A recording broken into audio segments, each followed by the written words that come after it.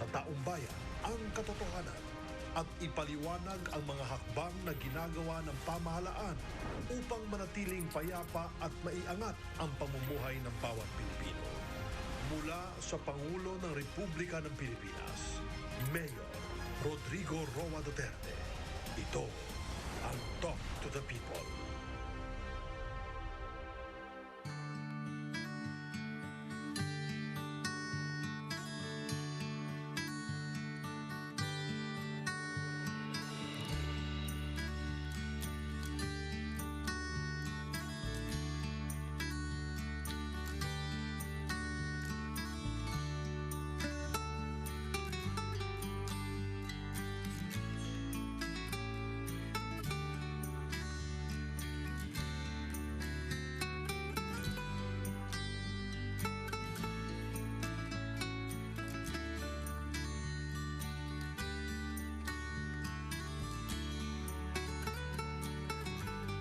Will continue to appear a semblance sa public, and that is through the medium of television.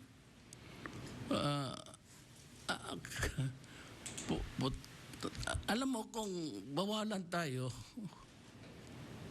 tapos lahat sa gobyerno kasi opisina yan, opisina por opisina por opisina. So, kung may asymptomatic dyan, ay talagang mahahawa. Ngayon, if bawalan mo lahat magtrabaho, then the machinery of government will stop to grind. Then, sino ngayon ang what is the face of government at this time? Tayo sa public, we do not want to, hindi naman violate, we do not want to do it. One is really for our safety, public, yung health natin. And second is, well, we have to, somebody has to communicate to the people what government is doing. Now, mag-compromise tayo, that's part of the game. Yan ang trabaho namin. Ngayon, kung magka-COVID kami, then so be it. Kasali sa trabaho yan eh. Now, kung mamatay ako, then so be it. Let us begin by listening to the reports kasi ano to, Secretary Duque followed by Secretary Anyo Galvez, and then yung iba plus na yan sila Carlo, summation na lang yan. So let's begin with Secretary Duque. Sir, magandang gabi po, Mr. President. Good evening. And Secretary E.S. Medialdea, Senator Bongo, my fellow cabinet members, at higit po sa lahat ang ating po mga kababayan. Magandang gabi po sa lahat. Ngayon pong gabi, Mr. President, dalawa pong bahagi ang akin ulat. Isa po yung atin updates on the COVID-19 response. And with your permission, Mr. President, I'm also going to report, very, very importantly, the accomplishments of the Department of Health under your administration, your 6 years of presidency, Mr. President. Please. So, ngayon po, first slide. Ito po ang amin mga pangunahin na mensahe ngayong linggo.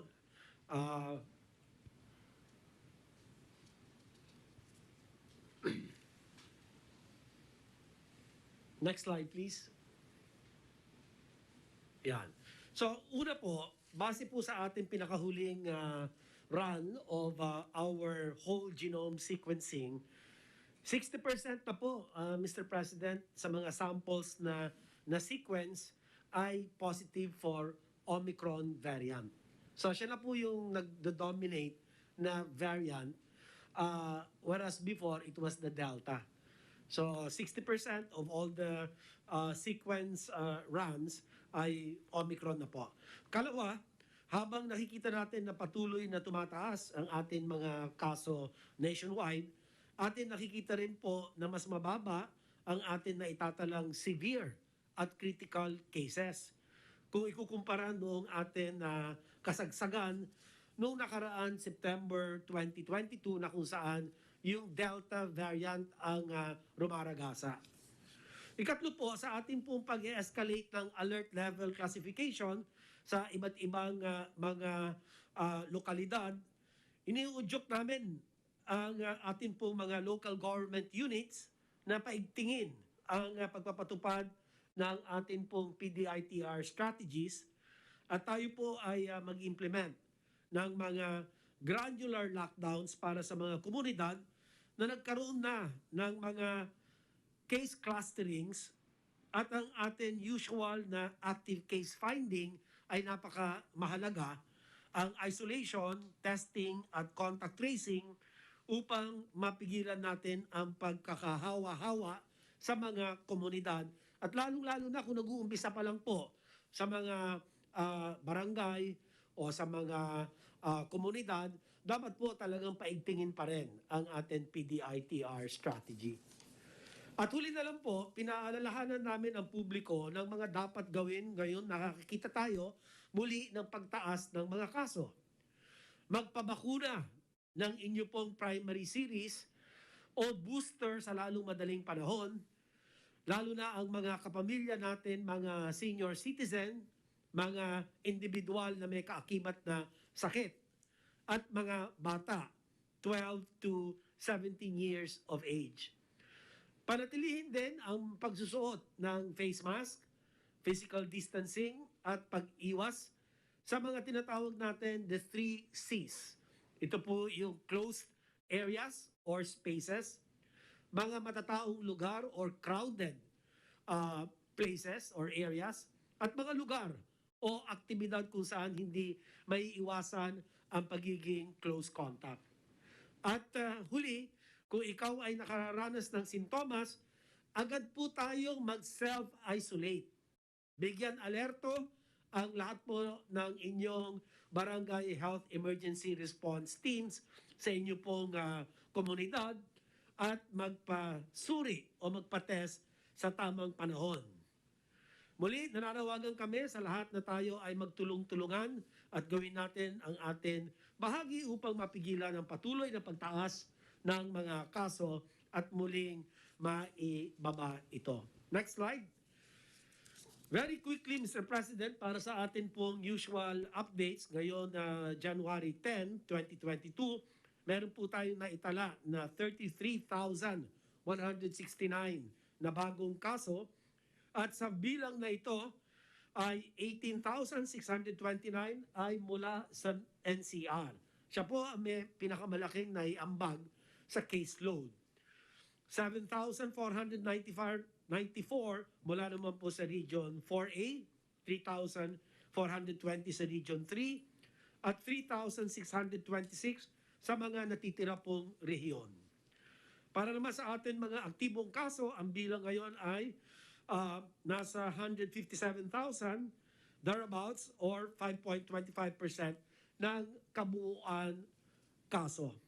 Ang ating pong recoveries ay umabot na sa 2.78 million at ang ating recovery rate ay sa 93%, habang ang bilang ng mga namatay ay nasa 52,293 at ang case fatality rate ay nasa 1.74%, bumaba po ng bahagya. Ang ating positivity rate naman ay kasalukuyang nasa 40.4% nitong Enero 2 hanggang Enero 8, habang ang ating daily RT-PCR testing output ay kasalukuyang nasa 67,512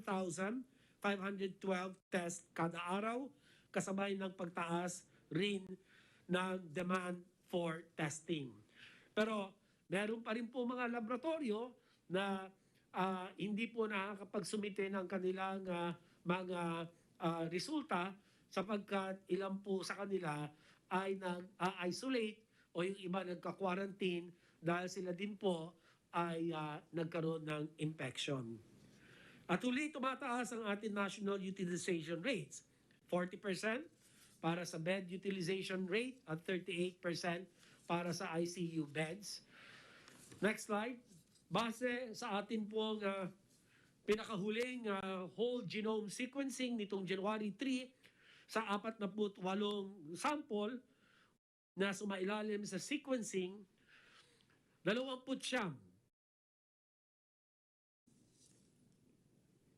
ang lumalabas na Omicron variants.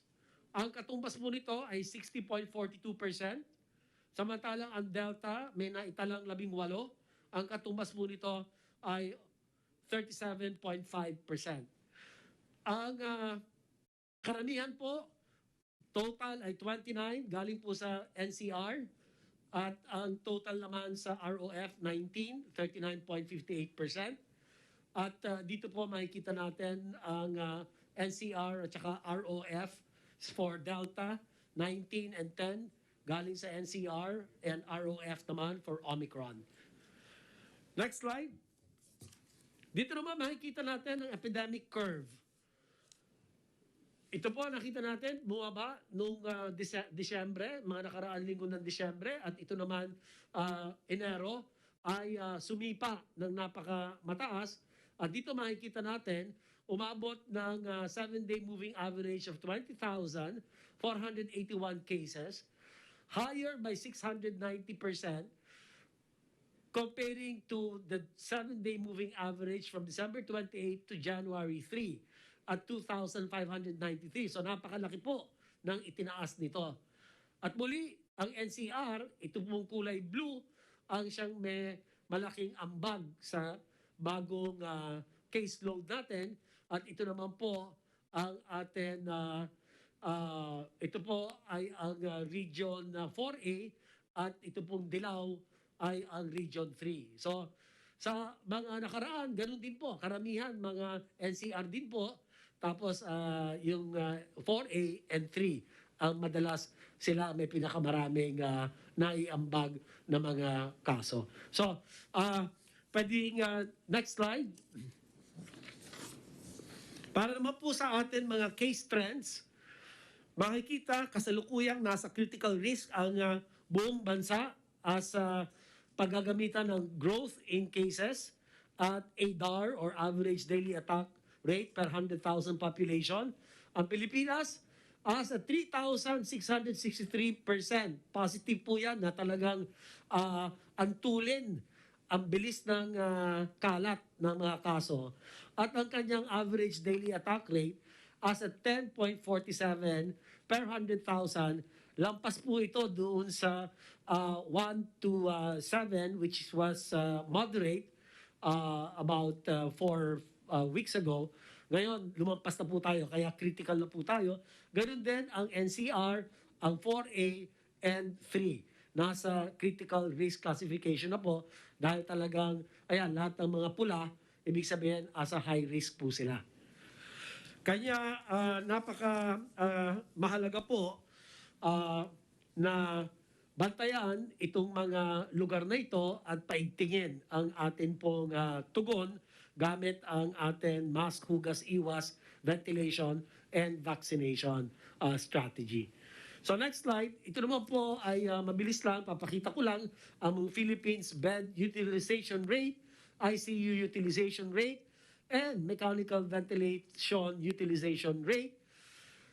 As a 40% nung as of yesterday, as a 38% for ICU utilization rate, and as a 17% naman ang MEC-Vent utilization rate. So tumaas po sila ng 20 points, 15 points, and 4 points respectively. So halos lahat po ng mga region ay nagpakita ng pagtaas except for Region 7 at sa bed utilization rate, sa ICU except for Region 12.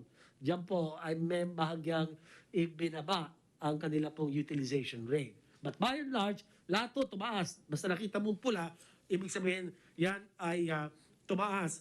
Kaya karamihan ng mga riyon ay nagkaroon ng kanilang pagtaas ng tatlong panukatan at iyon na nga, kaya naman aming pinaalalahanan ang mga ospital na bigyan prioridad ang pagtanggap o pag-admit ng ating pong mga moderate, severe at critical cases at makipag-ugnayan sa ating pong One Hospital Command Center upang mai-refer ang mga mild at asymptomatic na pasyente sa mga temporary treatment and monitoring facilities or TTMFs.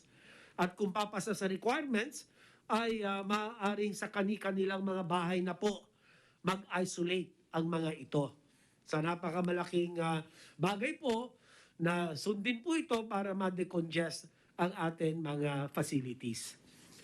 Sunod na slide naman po, sa kabuuan, makikita natin ito pong mga linya sa harap po natin, ito pong teal, parang blue-green na kulay, ay ito po yung ating mga mild cases. Nakita natin sumipa nitong pagpasok ng January sa mga ospital.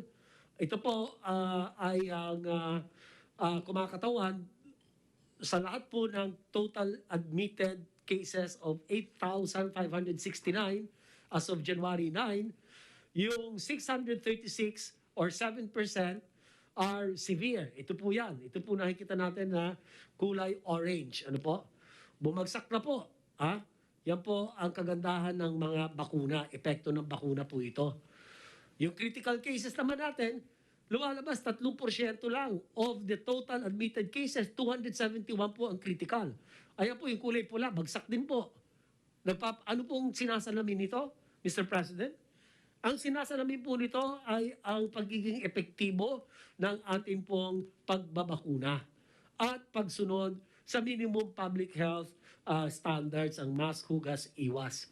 Samantalang ang ating pong mga asymptomatic, ito naman po siya. Ito yung dark blue.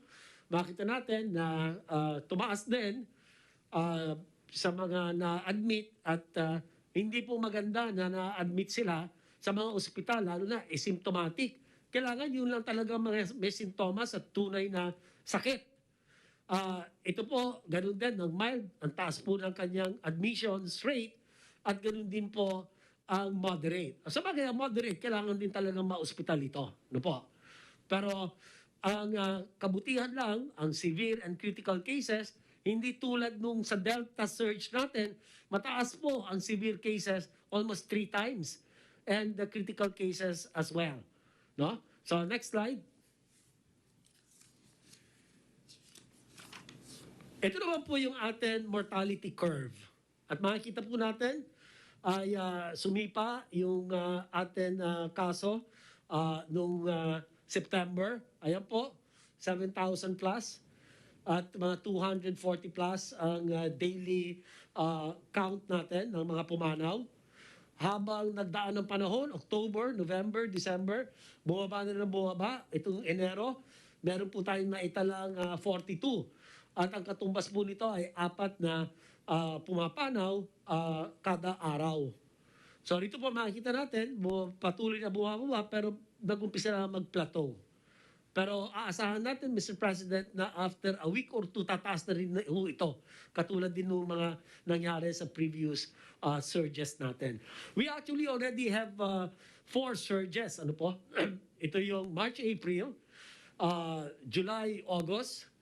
Then we have the March, April.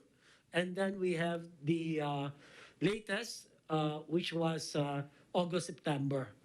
So ito po, ang death curve po natin. Next slide.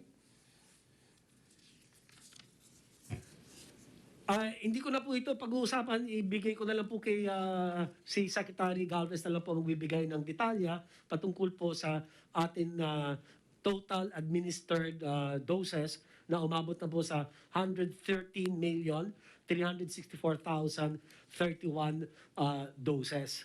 At ang first dose natin ay 80.25% of the target population of 77 million, thereabouts. At ang atin naman pong fully vaccinated ay umabot na sa 52,300,000, thereabouts.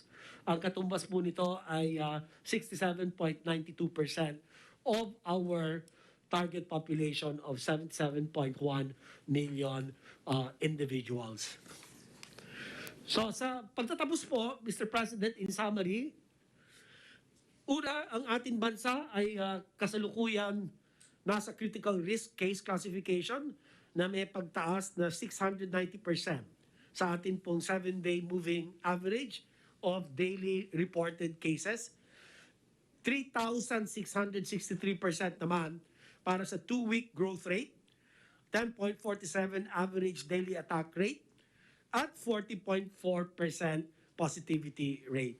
Pangalawa, samantala ang ating bed utilization rate ay 40%, ICU utilization rate ay 38%, ang MEC-VENT utilization rate ay nasa 17%. So, lahat po ito nagpapakita ng tumaas na utilization rate. Nakapagtala naman tayo ng 42 namatay o pumanaw. At paghuli, ang ating vaccination rate ay patuloy na tumataas batay doon sa akin pong nabanggit na first dose and second dose vaccination coverage. At ito na lang po, Mr. President, ang akin na pinakahuling ulat patungkol sa updates. Diretso ko na po sa accomplishments ng President Duterte's administration by the Department of Health. Can we have the first slide?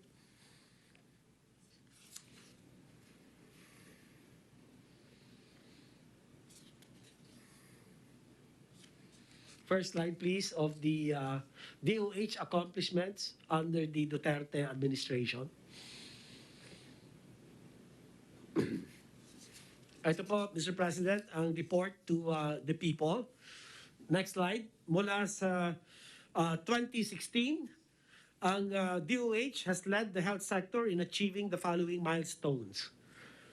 Una, noong October 2016, atin pong inilunsad ang Philippine Health Agenda 2016 to 2022. Sumunod po ay ang ating Philippine Health Facility Development Plan na inaprubahan ng Kabinete noong Mayo 2017. At noong May 2018 naman ay atin binuhay muli ang Formula 1 or F1 Plus for Health Sectoral Strategy kasama ang ating mga partners and stakeholders. At sa pagkakataon pong ito, atin binigyan diin ang plus pillar ng performance accountability. Yung pong F1 Plus for Health Strategy was accompanied by the National Objectives for Health 2017 to 2022, which is the Health Sector Strategic Plan. And this plan was released in April 2019. At Mr. President, makasaysayang ang February 2019 sapagkat nalagdaan po ninyo, Ginoong Pangulo, ang ating Universal Healthcare Act. Sinundan ito ng pagpasa ng implementing rules and regulations mula sa DOH sa October noong taon iyon. Habang tayo ay naghahanda sa ating UHC implementation, kinaharap naman po natin ang COVID-19 pandemic. Bunsod nito, ang focus ng DOH ay nabaling sa COVID-19 response efforts. Kabilang na ang pagbabakunang atin ginagawa ngayon.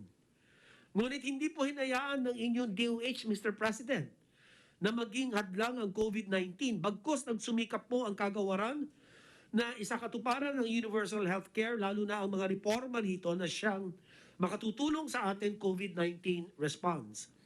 Ilan sa mga reformang ito ay mas napabilis pa at dahil na rin sa ating pangangailangan sa gitna ng pandemya. Alinsunod po sa Mandanas ruling sa gitna ng COVID-19 response and vaccination program, ang inyo pong DOH ay nagsimula ng sumunod sa direktibang i-devolve ang mga health functions at services sa ating mga LGUs. Nagsimula tayong nitong 2021 at inaasahan po natin ang full implementation by 2024. At sa akin mga susunod na slides, batid ko pong i-highlight ang mga achievements ng kagawaran sa ilalim po ng inyong administrasyon patungkol sa 1 UHC, 2 Health Facilities Enhancement Program, 3 key health initiatives, at sa ating pandemic response. Next slide. Sa pamamagitan ng suporta ng ating Pangulo na ipasa ang UHC Act na siyang nagbunga ng 16 na polisiya na pinagtitibay ang local health system, financing, service delivery, regulation, at governance para sa kalusugan para kay Juan at Juana. 58 probinsya, highly urbanized cities at independent component cities ang kasangga natin ngayon sa pag-implementa ng UHC bilang mga UHC integration sites. Patuloy na naglalaan ang kagawaran ng mga capacity building efforts at UHC modules para pagtibayin ang technical, managerial, and financial integration ng mga ito. Sa kasalukuyan, meron na rin po tayong 163 butika ng bayan at 22 butika ng bayani para makamit ang accessible at affordable na medisina para sa taong bayan. Ganun din po ay napaunlad din natin ang bilang ng mga generic pharmacies sa buong kapuluan, Mr. President. Next slide. Pinalawig din natin ang malasakit program ng atin pong administrasyon. Maraming salamat po sa inyo at kay Ginoong Senator Christopher Lawrence Bongo. Ang programa para mabigyan ng abot-kayang serbisyong pangkalusugan ang bawat Pilipino. 149 na po ang malasakit center na naitayo na nagbigay ng tulong sa mahigit 3 milyong Pilipino.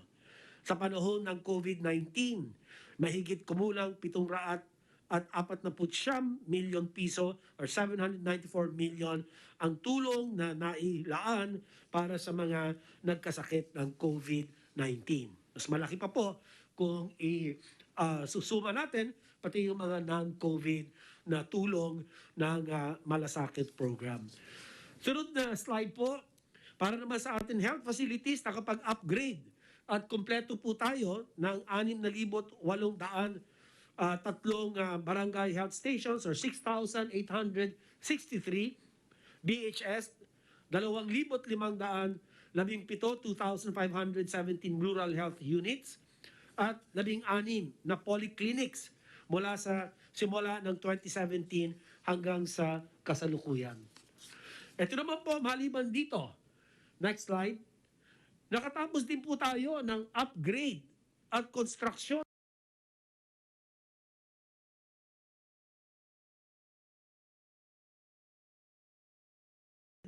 51 LGU at 100 at 90 iba't iba pang mga DOH facilities. Kasama na po ang mental wellness facilities, centers, at iba pa pong mga pasilidad. Next slide. Mayroon na rin po tayong natapos na pagtayo ng 27 Drug Treatment and Rehabilitation Center simula ng pag-upo ninyo, Mr. President. Naipundar na rin po ang 7 newly upgraded or expanded DOH regional offices. 1,371 iba't ibang motor vehicles na rin po ang naibigay natin. Kasama na rin po rito ang mga medical dental vans, ang sea ambulances, and land ambulances. Sa dakong COVID-19 response naman po, nakapagkumpleto tayo ng pagsasaayos at pagpapatayo ng 5 Bureau of Quarantine Facilities at 11 Health Facilities Enhancement Program supported TTMFs o mga Isolation and Quarantine Facilities. Nais ko po rin na, next slide, nais ko rin pong bigyan din na ang sistemang tinatatag natin para sa UHC ay ang parehong sistemang naitatag po natin para sa pag-implementa ng prevent, detect, isolate, treat, reintegrate, and vaccinate strategy laban sa COVID-19. At hayaan ninyo po ako itala ang ating mga napagtagumpayan sa mahigit 2 taon natin pag-responde sa COVID-19. Mahigit 200 milyon personal protective equipment ang ating pong naipamahagi sa ating mga healthcare worker para sa kanila pong proteksyon. Ang ating pong mga frontliners at naibigay ang pinakaligtas na serbisyo para sa lahat. Next slide. Matagumpay rin po ang ating communication and information campaigns ukol sa minimum public health standards at sa bakuna kontra COVID-19. At nakaabot na po ng milyon-milyon social media users. Next. Exponential na rin po ang pagdami ng ating COVID-19 licensed laboratories. Mr. President, nag-umpisa tayo mula from one laboratory noong 2020 hanggang naging 310 ang laboratorio sa katapusan ng 2021 na nakapag-test ng mahigit 23 milyon individual. Nagpamahagi rin po tayo ng mahigit 200,000 na antigen test kit sa iba't ibang rehiyon upang palakasin ang testing capacity, lalo-lalo na sa mga lugar na may outbreak o kaya ay overwhelmed ang laboratory capacity. Para naman po sa isolate, next slide. Sa pamamagitan ng whole of government approach, tulong-tulong po natin na itayo ang 8,500 or 8,501 na temporary treatment and monitoring facilities at 16 na mega TTMFs para sa suma total na more or less halos 100,000 na isolation beds. Next slide. Pinalakas din po natin sa hanay naman ng treat ang kapasidad sa pamamagitan ng pag-hire ng karagdagan 7,700 at 66 na healthcare workers. Kasama na rin ang karagdagan 34,800 at 42 kamang nakalaan para sa pasyenteng may COVID-19. So ito po ay mga dedicated or allocated COVID-19 beds. So ito po ay halos na doble po natin. Ang sa hanay po ng treat, nagsumikap din po tayo magbigay ng mas maagap na serbisyo sa tulong ng ating 8 telemedicine partner providers na nakapagbigay ng humigit kumulang 200 at 73,000 konsultasyon at 144 na medical interventions. Sang-ayon sa atin layunin na gawing mas primary care-centric ang atin pong health system. Sa hanay naman po ng reintegrate at sa tulong ng atin mga frontliners, mga kasangga sa gobyerno at iba pang partners sa serbisyo, mahigit 7% ng atin mga kaso ng COVID o katumbas ng 2.7 million individual ay naitalang recovered. At hindi rin po natin nakaligtaang magbigay ng suporta para sa ating po mga frontliners ng lunas at pag-asa nitong pandemyang ito. At mahigit kumulang 1,100 frontline mula sa iba't ibang sektor. Ang binigyan po natin ng psychological first aid po mental health interventions. At panghuli po sa hanay ng vaccinate, mahigit kalahati na rin po ang ating kabuuang populasyon ang nakatanggap ng first dose ng COVID-19 vaccines. Matapos ang matagumpay na National Vaccination Days, umabot na po sa mahigit 105 milyon bakuna ng inyo pong gobyerno. Nitong 2022, mas lalong paigtingin po natin ang vaccination efforts para masiguradong protektado ang bawat Pilipino at malabanan natin ang banta ng COVID-19. Ngayon, simula ng taon, ay umabot na tayo sa 113.3 million doses ng bakuna na atin na pong na-administer. Dito na po ako magtatapos, Mr. President, ang presentation ko ukol sa ating mga achievements and milestones sa ilalim po ng inyong administrasyon at sa kabila ng pandemyang sinikap po ng inyong DOH, national government at entire health sector na pangalagaan ang kalusugan ng bawat Pilipino at kaakibat po namin kayo dito, Mr. President. Maraming salamat po sa pagbibigay ng prioridad sa kalusugan ng mamamayang Pilipino. Maraming salamat po at ako po yung handa na. Salamat, Secretary Duque. Secretary Anya will give his report. Maraming salamat po, Mr. President.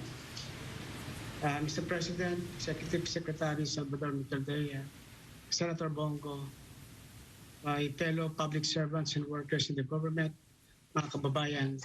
Magandang gabi po. Next slide, please. Una ko pong iuulat ay ang papapatupad ng ating granular lockdown sa buong bansa kasama po ng ating alert level system na ngayon po ang NCR at ibang mga key cities po natin at probinsya ay nasa alert level 3. Bagya pong tumaas ang bilang ng mga individual na kasalukuyang nakararanas sa mga pinakapahigpit nating community quarantine classification na nasa ilalim ng granular lockdown sa 8 siyudad at munisipalidad at 50 barangay. 63 areas po ang under granular lockdown. Ang 53 ay nasa National Capital Region at ito'y nakakaapekto sa 115 households at 326 individuals. Next slide, please. Sa atin naman pong pagpapatupad ng alert level system at saka pagsimula rin po ng election period, January 9 kahapon, narito naman po, mahal na Pangulo, ang listahan ng mga nakadeploy ng mga checkpoints all over the country. Ito po ang tinatawag nating quarantine control points na kung saan ito ay nakatalaga sa mga boundaries ng ating probinsya at particularly dito sa mga syudad. Sa NCR Plus po, makita natin na 8 po ang quarantine control points natin at nationwide ay 807. Dito naman po sa law enforcement checkpoint natin, 128 ang nasa NCR Plus at 716 sa buong bansa. Ito naman po ang nagpapatupad ng kaayusan at anti-criminality checkpoints po natin, kasama na rin ang pagpapatupad ng gun ban. Ito naman pong dedicated control points na meron tayong 11 sa NCR Plus at 81 sa buong bansa. Ito po ang ating checkpoint para siguraduhin hindi po maabala ang daloy ng ating mga goods, deliveries at cargos sa buong bansa kahit po mayroong mga granular lockdown at sa iba't ibang alert level natin. Next slide, please. Sa inyo pong utos na mag-deploy ng ating kapulisan sa mga quarantine hotels na accredited ng DOH, BOQ at DOT, ang Philippine National Police ay nakapag-deploy ng 748 personnel at nakapag-establish tayo ng 247 help desk sa 270 hotels dito po sa Metro Manila. Sa ngayon, ang ating mga tinatawag nating returning overseas Filipinos ay umaabot sa 18,562 na kasalukuyang naka-quarantine sa ating mga hotels. Next slide, please. At habang nanatiling mataas ang rate ng infection dito sa Metro Manila, naglabas ng 2 direktiba ang kagawaran para sa lokal na pamahalaan at iba pang mga ahensya. Ang una ay ang advisory patungkol sa ating home care kung saan nakasaad na nakikiisa ang DILG sa paghimok sa ating mga kababayang gumamit ng telemedicine at teleconsultation services ng ating mga pampublikong ospital. Bilang pagsuporta dito, nagbaba ng direktiba ang kagawaran ng mga LGUs na ipamahagi ang impormasyong ito kasama na ang hotline numbers at iba pang contact hospital na nagbibigay ng gatong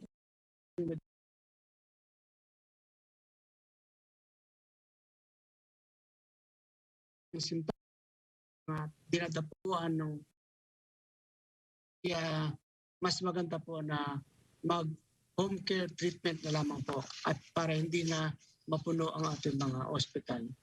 At ang mga sumusunod naman ay ang memorandum circular alinsulad din po sa inyong pinag-uutos.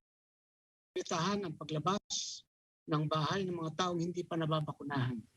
Naglabas ang kagawaran ng direktiba para sa mga mayor at punong barangay na tukuyin pa kung sino-sino ang mga bakunado sa kanilang kababayan at kabarangay at nang mamonitor ang mga hindi pa bakunado at maabisuhan na rin silang manatili sa kanilang mga tahanan. Inaasahan natin na sa tulong ng sanggunian ay makakapaglabas ng mga ordinansa ang ating mga LGUs na magsisilbing gabay ng tauhan ng barangay at munisipyo o lungsod sa pagpapatupad ng direktibang ito.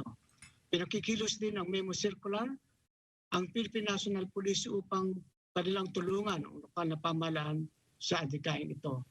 Ang mga lumalabas po na hindi bakunado ay ating pinauuwi sa bahay. At kapag po ito ay hindi sumunod, saka lamang po tayo mapipilitang arestuhin ang ating kababayan na ayaw sumunod. Sa ngayon naman po ay nakita namin ang pagsunod ng ating mga kababayan. Next slide please. Dahil din po tumataas ang kaso ng COVID-19 sa ating bansa, makikita po natin ang mga recorded violations ng ating mga health protocols. Bahagya pong tumaas ang violations sa not wearing ng face mask, pero bumaba naman ang pagkandak ng mass gathering at ang pag-observe ng physical distancing ay nakita natin na may pagsunod ng ating mga kababayan. Dito naman po sa larangan ng ating anti-illegal drug operation, makikita po na napagsagawa tayo ng 557 operations sa loob po ng isang linggo. At 814 po ang ating naaresto, 6 naman ang nag-surrender at wala naman pong namatay sa ating anti-illegal drug operations. Sa kabuuan ay umaabot po ng 16,137,989 pesos ang na magkasamang sabo at marijuana. Habang po ang aking maiulat, Mr. President, maraming salamat po. Magandang gabi. Maraming salamat, Secretary Anyo. Si Secretary Galvez. Sir. Yes, sir. Mr. President, Senator Bongo, Ibimbong, fellow cabinet members, ang ating pong report po ngayon sa ating mahal na presidente at sa ating mga kababayan ay tukoy sa ating national vaccination strategy for calendar year 2022. Next slide, please. Our discussion will focus on the following areas, yung current situation po natin ngayon na prevailing sa ground at ang ating mission, objectives, and target for calendar year 2022 as envisioned by the National Vaccination Operations Center. And lastly, yung essential task na gagawin po natin para po mapaikting ang ating pagbabakuna. Next slide, please. Sa ngayon po, mahal na Presidente, ito po ang ating mga hinaharap na mga challenges. Una, yung biglang pagtaas ng mga kaso at infection ay malaking balakid sa ating sinasagawang vaccination dahil ang focus po ng ating mga healthcare workers ngayon at saka ang ating mga LGU at medical personnel ay manduhan ang mga ospital at marami din po sa kanila ay nasa quarantine. Pangalawa po, yung upcoming election po na mahahati ang atensyon ng ating mga LGUs ay may malaking impact sa ating current daily vaccination output. Ang pangatlo po, yung nangyayaring may mga LGU at mga mamamayan na namimili po ng brand will greatly affect and compromise the shelf life of vaccines. Ang pang-apat, yung ginagamit po natin and will create shortage during the first quarter. Sa 5 to 11 years old po, iba po ang formulation po nito. And it will delay yung vaccination for minors kasi iisa lang po ang meron po tayong children formulation. Next slide, please. Ang ating pong main objective ay mabakunahan ang 90 million na Pilipino. Sa bilang po na ito ay mayroon po tayong babakunahan pa na primary series o yung unang bakuna sa 28 to 30 million na katao. Though yung 100 million doses na nasa stockpile po natin, mahal Presidente, ay sapat sa remaining primary series ng unvaccinated. At para sa 25 million na eligible ngayong quarter for boosters, pero kailangan pa rin po nating bumili ng more or less 70 million for this year boosters and requirements po ng mga 26 million na pambata na formulasyon. Yung children formulation na 5 to 11 years might be available by the end of January. Ito po yung last contact po namin sa ating mga manufacturer, and we are now making some contingencies to acquire doses that we need to include the ages 0 to 4 years old. Lastly, yung 6 regions are still deeply devastated from the onslaught of the Typhoon Odette, and their vaccination output are still in reduced capacities kasi yung iba po wala pa pong kuryente na full na 100%. Next slide po. This table is the updated Philippine Statistics Authority o PSA population data that we will use in our procurement, deployment, and administration of vaccines. This will be useful also in the programming of vaccines for our minor population. Ang gagamitin po natin, target vaccination po natin is 90 million Filipinos. Next slide please. Ito po ang ating mga objectives. Unang-una, to vaccinate 90 million Filipinos before the end of June 2022 or Q2. Number 2, provide 72.16 million boosters for adult population ages from 18 years old and above. Number 3, vaccinate 12.74 million or 12 to 17 years old with boosters. Number 4, bakunahan din po natin ang 15.56 million na 5 to 11 years old with boosters. And also, we will vaccinate 11.11 million na 0 to 4 years old with primary series. Next slide, please.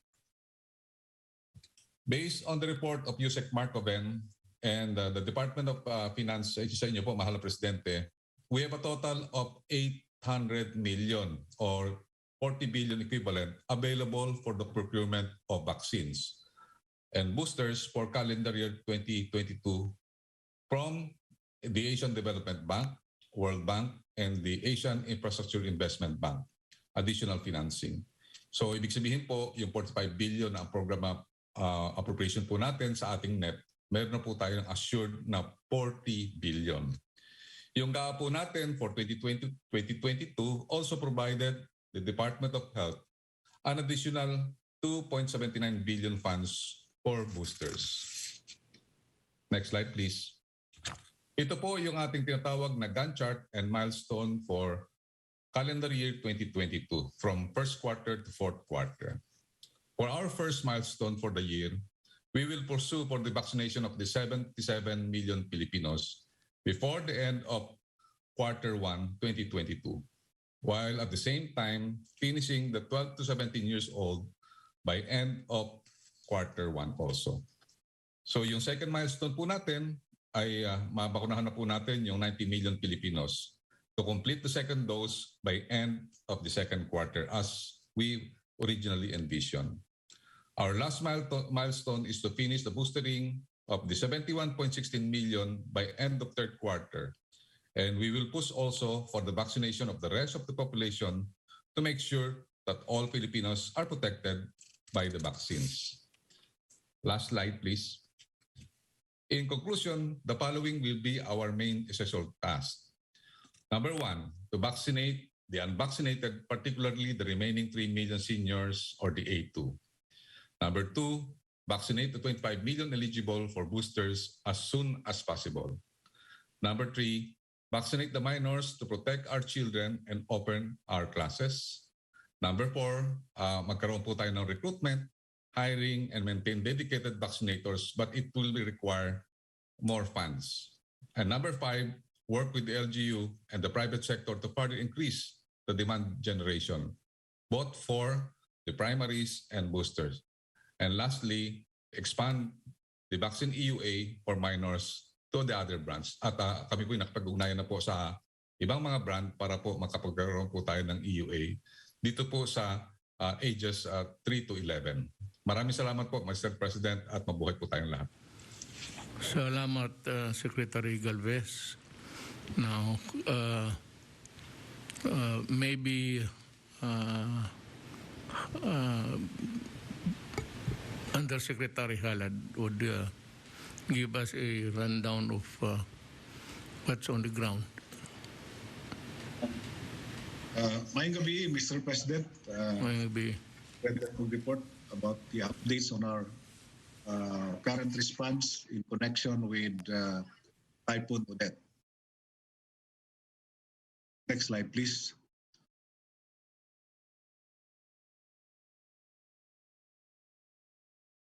Hindi yata makita yan. Just briefly, Mr. President, sa current summary of effects, meron ng 2.2 million of affected families, katumbas sa 7.7 million of affected individuals galing sa 11 regions. And merong 1.2 billion of damaged houses. Sa casualties naman, merong reported na 403 dead at saka 78 missing. And on the cost of damages, meron tayong 17.6 billion of damage to infrastructures at 8.9 billion of damage to agriculture. Ito naman, Mr. President, ay initial na gagamitin para sa kasalukuyang ginagawang post-disaster needs assessment. Next slide, please. So ang kasunod na slide, Mr. President, ay updates tungkol sa inyong mga priority directives like yung deployment ng BRP ang Pangulo, resource mobilization, pagbigay ng food and other relief items, tubig, shelter assistance at iba pang assistance. Next slide, please.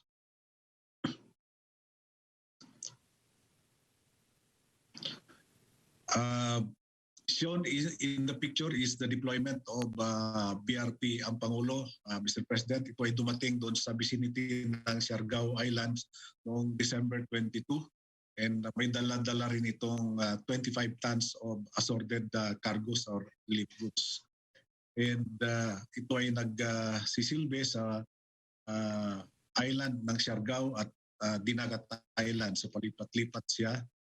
Ang services na kanyang in-offer ay medical services at likewise psychosocial first aid. Meron din siyang binibigay na pagkain, hygiene kits at activity kits sa mga pasyente. As of now, it has served 842 patients from Dinagat Island and Siargao Island. Ang mga pasyente, Mr. President, ay dinadala sa kanya gamit ang mga maliliit na bangka. Next slide, please.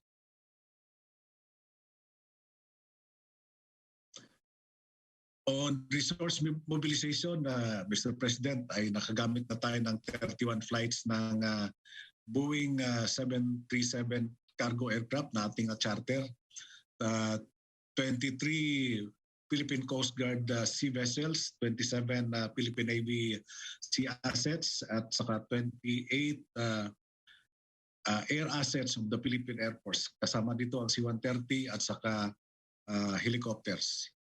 And meron din tayong ginagamit na 138 assorted land transportation at saka commercial sea vessels.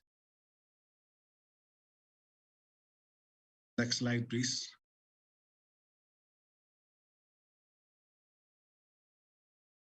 Ito ang ating deployment or flights ng air cargo services na chartered. Ang karamihang dala-dala nito ay mga shelter materials, tarpaulins at saka laminated sacks, bottled water, generator sets at iba pang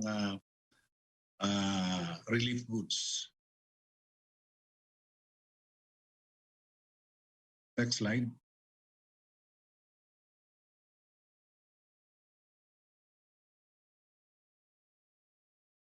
At ito ang summary ng family food packs na naibigay na ng DSWD sa iba't ibang rehiyon.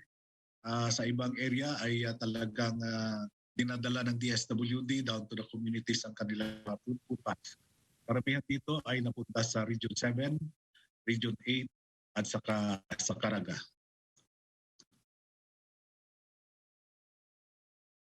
Next slide.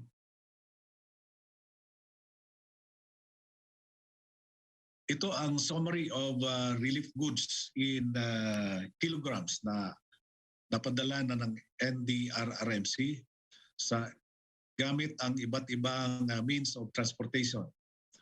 A total of 6,472,360 kilograms of relief goods. And ang contribution po niya ng Office of Civil Defense ay nagkakahalaga ng 122 billion. Next slide.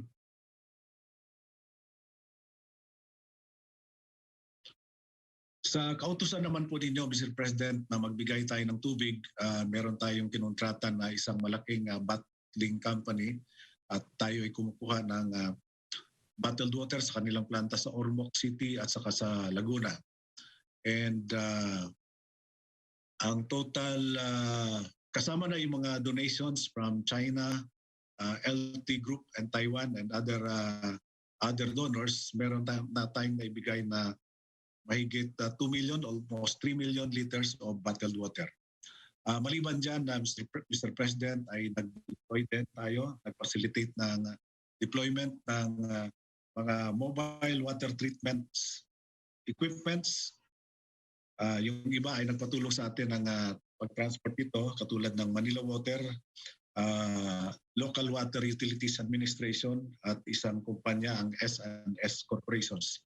Meron ding ibang kumpanya na diretso na silang nag-deploy ng kanilang mga mobile water treatment equipments doon sa mga local government units or areas na kanilang Next slide, please. And on shelter, Mr. President, nag-create na tayo ng shelter cluster na pinapangunahan ng Department of Human Settlement and Urban Development. Kasama dito sa cluster ang DSWD, ang Office of Civil Defense at iba pang ahensya ng gobyerno na makakatulong para sa ating pagbigay ng shelter assistance sa mga apektadong pamilya. Ang NHA ay nakapag-download na ng initial na 487.5 million diretso sa mga local government units na siyang mamimigay ng mga cash assistance para sa mga pamilyang nasira ng bahay. Ang DSWD naman ay hinahanda ng pondo in the amount of 4.3 billion through a request for National Disaster Risk Reduction and Management Fund. Ang NSA naman ay magsasubmit din ng request for additional funds para sa kanilang emergency shelter assistance. Ang Office of Civil Defense ay nakatanggap ng $1 million na financial donation from the Republic of China, and ito ay part of that ay ililipat namin sa NSA para makadagdag sa kanilang emergency shelter assistance sa a total amount of 40 million out of the 50 million donations, while the rest will be retained by Office of Civil Defense bilang para ipamigay na karagdagang financial assistance doon sa mga pamilya na nagkaroon ng namatayan ng kanilang kapamilya. Meron ding naibigay ng mga gensets as shown, 11 gensets to Palawan, 144 gensets to Region 7, and 38 gensets to Caraga. A total of 195 gensets from the Office of Civil Defense at saka Department of Energy. Ito ay, ang mga gensets na ito, Mr. President, ay nabili na natin bago pa man dumating ang Typhoon Odette at ating kinuha. Ito ay mga preposition sa iba't ibang rehiyon ng regional offices ng Office of Civil Defense, at kinuha natin lahat ito para ibigay sa tatlong rehiyon na ito na nangangailangan sa Palawan, Inmimaropa, Region 7 at saka sa Caraga. At meron pa tayong karagdagang binibili ng mga generator sets para idagdag doon sa mga areas na nangangailangan pa. At yung mga tarpaulins at saka sakulins ay isa sa mga naitulong natin sa ating mga at naikarga doon sa mga flights ng ating mga aircraft na ginagamit. Isa pang kasalukuyang ginagawa, Mr. President, ay ang pagsagawa ng post-disaster needs assessment. Dito sa Caraga ay nagkaroon na sila ng deployment ng 5 teams. Ito ay self-sustaining teams. Sila ay pupunta sa mga lugar na nagkaroon ng damages at makikita ninyo sa lower right picture yung kanilang kagamitan. May dala-dala silang mga folding beds at saka pangluto dahil umiikot sila sa mga lugar na kailangan nilang puntahan. Ang ibang regional offices ng OCD, Mr. President, ay nag-mobilize na rin ng mga teams nila. At itong post-disaster needs assessment, ang composition nito ay interagency at pinapangunahan ito ng NEDA at saka Office of Civil Defense. Ang output nito ay of course yung post-disaster needs assessment na siyang gagamitin para mabuo ang comprehensive rehabilitation and recovery plan. At ang target natin ay matapos ito sa 18 February. Next slide. So, in summary, ito po ang ating kasalukuyang ginagawa, Mr. President. I-sustain natin ang early recovery, kasama dyan at kasalukuyang ginagawang relief operations, yung pagtuloy-tuloy ng restoration ng mga nasirang lifelines at ang pag-implement ng shelter assistance and other assistance para sa hanap buhay ng ating mga kababayan na apektuhan. Excuse me, may I just intrude? Yes, sir. Ito yung dapat na hihingin ng batas. Yung post, hindi naman ko katagal, yung post-disaster. Post-disaster is after the disaster. Assessment. Yan ang dapat doon sa batas. Hindi yung right after an calamity occurs. Pag-distribute mo ng pera, cash assistance, or whatever, maghintay pa nitong assessment sa disaster kung gaano kalawak yung mga bahay o mga nasira. This can only come after yung post-disaster. It could be a post-disaster that would be done immediately. But it would take time, but not a disaster that would the assessment of which would really depend now on the ability of the executive department to release the money immediately. So yung nangyari, sabi ko, we were having a quandary. Because before you can declare a proclamation or something, or you give the money, there has to be evaluation of damage. Paano yan? Kailangan ng tao kaagad kasi, well, in places where they can buy, like the urban areas, marami silang mabilihan. Pero ito, yung pera na lang para makapaggalaw sila so that they can move and hopefully recover faster than expected. So ito yung mga sa batas na dapat tanggalin at yung assessment of the damage could only be done if given enough time, and which could not come immediately after the occurrence of the disaster. Hindi mo naman kaagad sino mag-utos, mag-assess na at tapos kailangan mo yung assessment for you to release the money or monetary assistance or whatever. Iyon I'm just reminding, nandito man si Senator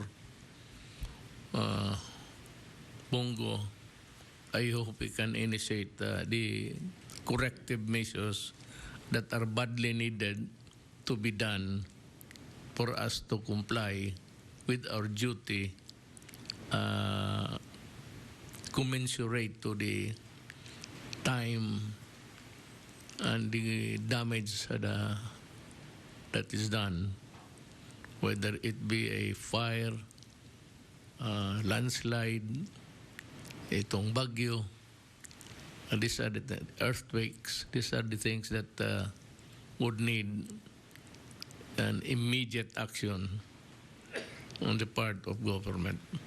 So anything that hinders or delays the intended purpose of the what's known to be an assistance, whether money or goods. Ang money dyan is hindi agad maibigay. Kasi that is true for the rural areas or people who are occupying medyo yung coastal. Delikado talaga yan. Kaya yung coastal dyan sa Siargao, dapat hindi na payagan yan. It's up to the mayors sa mga lugar nila to just insist on the obedience of the law. Not really for somebody's needs, but the need of to protect the people living in those areas. Ano talaga, it could be a tidal wave. Delikado talaga. Pati sa bagay, naintindihan ko, yung mga tao na living along the rivers sa maraming, di pa dito sa Davao, ganun. And some of them nabigyan ng title. I really do not know how you can give away the easement provisions of the law in both rivers and in coastal areas. So yan that's my ang ano ko. Kindly continue. Yes, tama po kayo. Hindi talaga, mahirapan talagang pagsabayin itong relief operations at saka early recovery interventions with the post-disaster needs assessment, lalo na kasama natin ang local government units dito sa post-disaster needs assessment. At sa ngayon ay busy sila sa pag-responde doon sa mga kailangan gagawin doon sa kanilang lugar. Ang nagagawa lang natin ay nag-overlap itong relief operations at saka early recovery interventions, nag-overlap with the post-disaster needs assessment. At I hope dito sa first phase, Mr. President, meron din itong assessment. Rapid nga lang ito. At ang produkto ng rapid damage assessment ay feeds also into the post-disaster needs assessment. So, as I've said nga, sa Caraga ay nagsimula na itong post-disaster needs assessment. And sa ibang region ay may schedule na ng pagsimula ng kanilang PDNA, and that is within the next week, Mr. President. At lahat ng ito ay matatapos, target namin ay matatapos sa February 18. So that's all, Mr. President, for my update in connection with Typhoon Odette. Thank you very much. Undersecretary, nabi ko sa kayo, I that we can correct these things before we go out. Nandiyan man si Bong, he will not go out because he will still be a senator for a long time. Ito para maano lang niya, natin, we can propose something like this, yung mga corrective measures sa batas. Kasi alam, so the next time na wala na tayo, at least yung next administration would be in a position to deal with the problem faster and more sensible.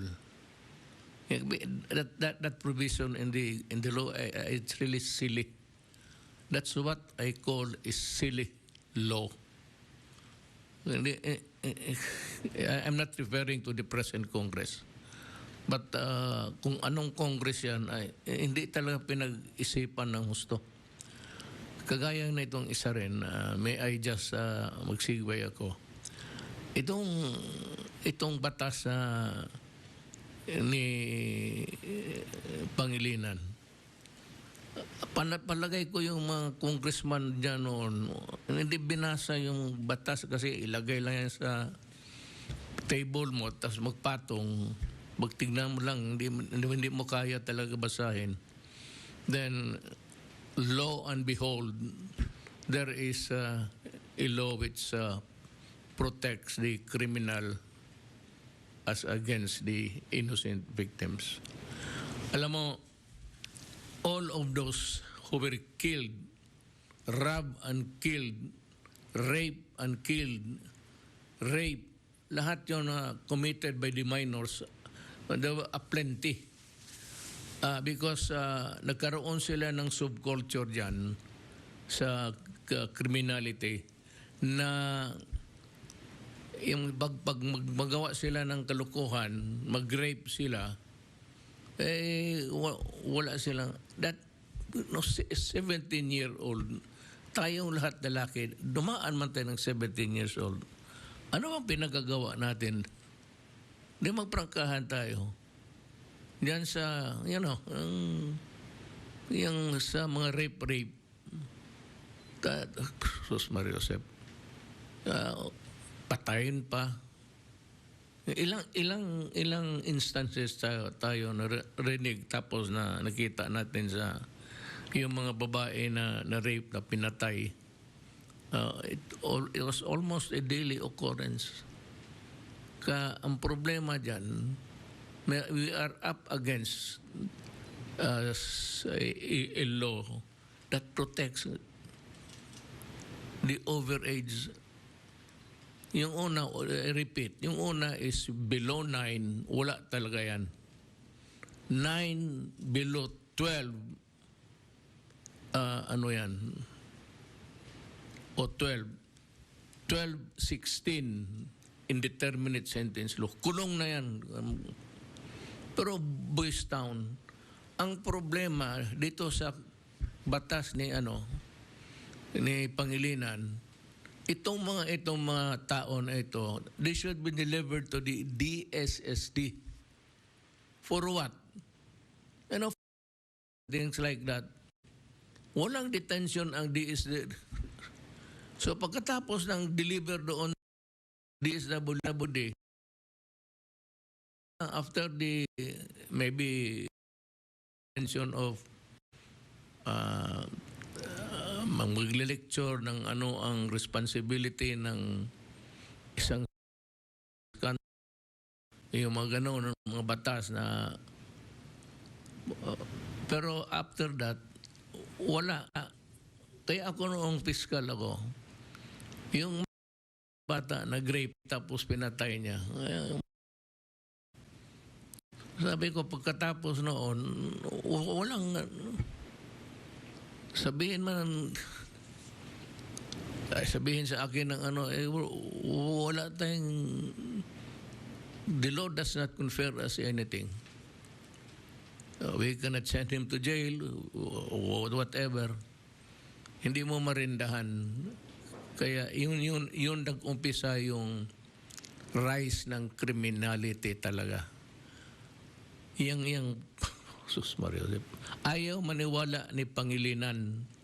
So kayong mga Pilipino, kung magboto kayo kay Pangilinan, yung mga biktima ng rape, nakaw lahat, tapos nakalabas, ang sakit na lang ng loob ninyo, nakalabas yung mga offenders. Kay Pangilinan yan. Dalawa ang scoundrels dyan sa Congress. Alam mo kasi Pangilinan, pati ito si Itong si Penguin, sino yung pangalan? Nakakalimutan ko sa sawiya ko. Oo. Si Plus Gordon. Hindi. Sinasadya ko yun. Kasi si Plus Gordon ang tawag ko.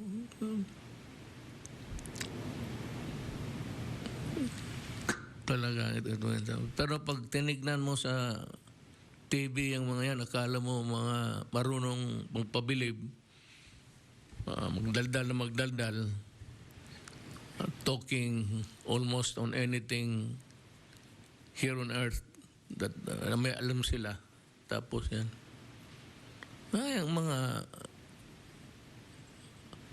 Yung mga nakapag-diskapal ko, kaya ni Gordon, kung sa sa SBMA, sa Olongapo pa siya, naghiram sila, ang opisina doon na, naghiram sila ng 186 million yung opisina niya. Tapos yung 86 pumunta sa kanya. May accounting na disallowance. Ibig sabihin ng pag disallowance, ang pera hindi mo ginamit sa husto. Baka binulusa mo. Wala nang iba. Bakit pa itapon sa tubig yan? Sa ilog.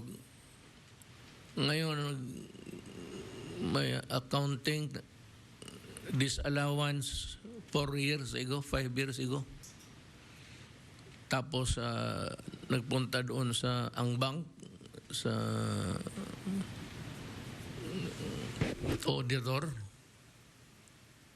o sa mga auditors, then inappeal niya sa Supreme Court, natalo rin siya. And after that, wala na siyang ginawa. Pero yung judgment against him was final and executory until now. Wala siya, ngayon naghingi siya ng recounting of what, everything that kung anong inimbento mga papeles siguro. Took him 4 years to do that. Ngayon hindi siya makabayad. Dapat magpunta yan. Pag disallowance, magpunta na yan sa ombudsman.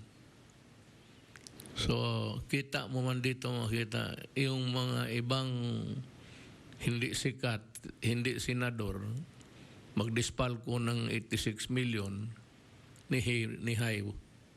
Pero yung maliliit, diretso sa presuhan yan.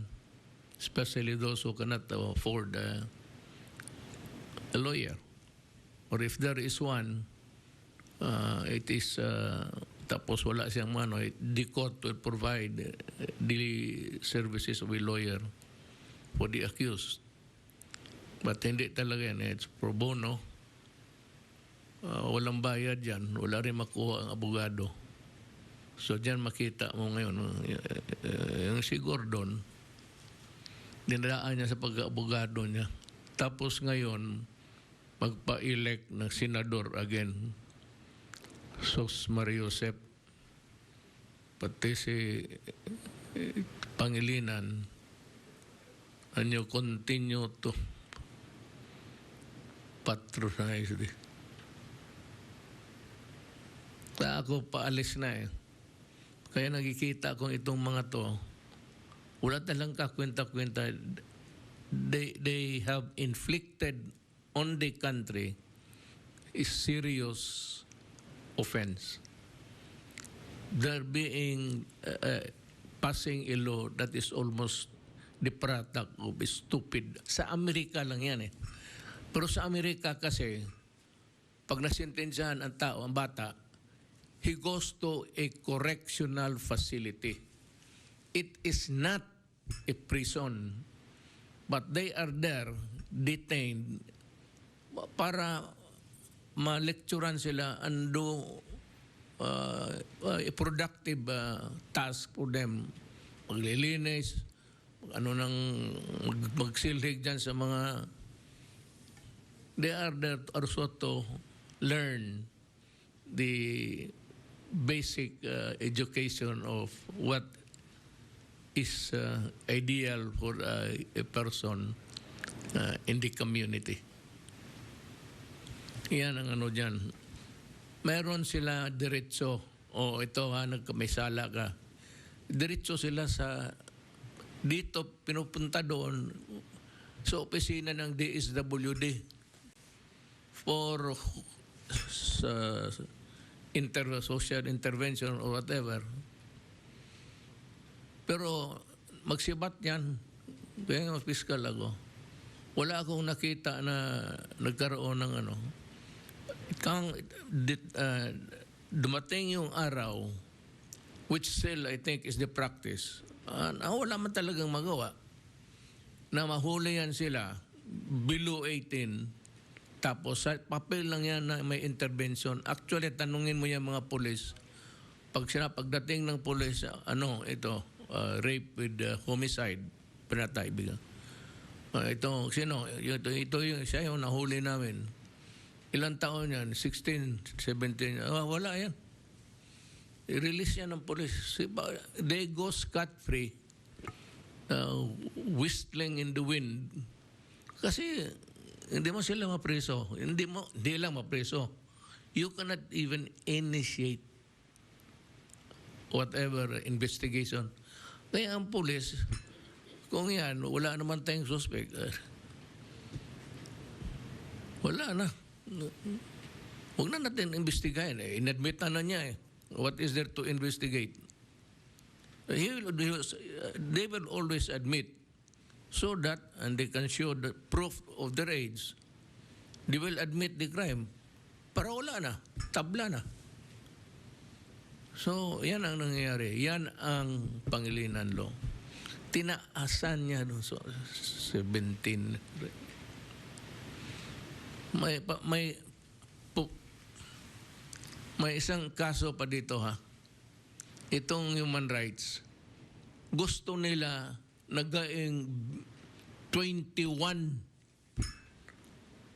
Gusto nila hanggang 21. May intervention pa ang mga sociologists. Naku, buti sana kung meron tayo. Ang problema wala. Kaya ito sila magpunta doon sa Amerika, magkinig ng mga lectures ng mga proactive kunwari. Pagdating dito, kakopyahin nila yung batas ng Amerika. Kaya the state of New York has reverted to treating offenders as criminals. At kailangan may hearing talaga. They did away with yung mga gano'n na klase. Buti sa Europe, sa Norway, sa Scandinavia, sa Belgium. Wala mang bata doon. Wala kang makitang bata pumapasyal dyan, naghihintay ng biktima. Tayo, we know that we have plenty of 110 million tayo. Wala akong nakitang isang facility for. Kasi walang pera. Sabihin nila walang pera. And yet, society suffers. It's, hindi ko lang maano kung anong ginawa nila pagka senador sila, they pass stupid law. Like, yung gusto nila na to, anong nangyari? Run away. Mayroon naman dito isang official, senador, magdispalko. Hanggang ngayon, hindi niya binayaran ang Republic of the Philippines. He has delayed. I hope that by this time, nasa ombudsman na yan. We will follow it up because gusto kong makita na yung isang senador na dispalko na makulong. Gordon dapat, kasi ang posture niya, magsalita kagaya mo, Yung pala, lahat yan sila hangul sa yung kagaya niya. Hindi ko sabi lahat, Senador. Yung lahat na kagaya niya. Nandyan lang yan para swilduhan, pa-investigar, pasigaw-sigaw, bastusin pa yung mga taga-gobyerno, yung mga auditor, mga gano'n, short of calling them stupid. Sila yung stupido nanwawala ka. Dapat may ako ayaw ko sana, pero mapipilitan ako. Kasi wala, kung hindi ako magdaldal, sino magdaldal dyan? Kapwa na senador? Mga congressman? Sino? Supreme Court justices? You do not expect them to do that. Tayo dito, because yung mga mali nila, mga pakatok na falls on the shoulders of the executive department. So, tayo yung as executive, we have to bear the brunt of we suffer, and despite of our trying to work to correct and protect society, ito yung mga batas na ginawa nga itong si wala lang kasing batas na sabihin na may penalty sa mga stupido na mga senador. Pinakamaganda ng batas na yon, determinate sentence law. Ano lang kung anong malis at titignan lang the severity or the degree of the motivation of the juvenile criminal offender, they use the word. So yan mga kababayan ko, kasi paalis na ako, we allow that. Ako I know that on all fours because I was once a prosecutor, mayor at presidente. Ngayon, itong mga mali nila, walang magsisigaw nito. Wala mang magtindig na sabihin, hoy, Gordon, magbayad ka. Ikaw, kriminal ka na. Minalbers mo yung pera . Wala mang magsabi kay Pangilinan na, ikaw, Pangilinan, you stupid.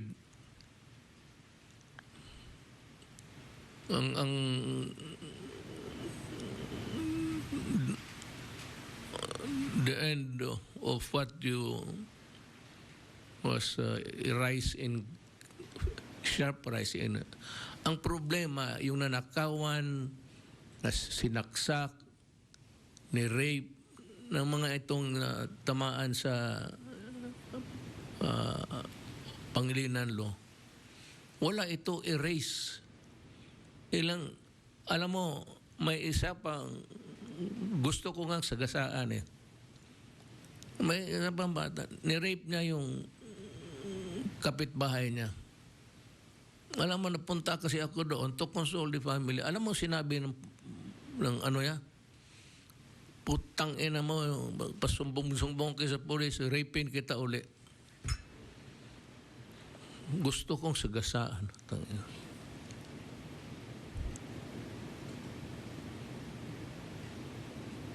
Ang kotse ko noon, Volkswagen na kagang-kagang.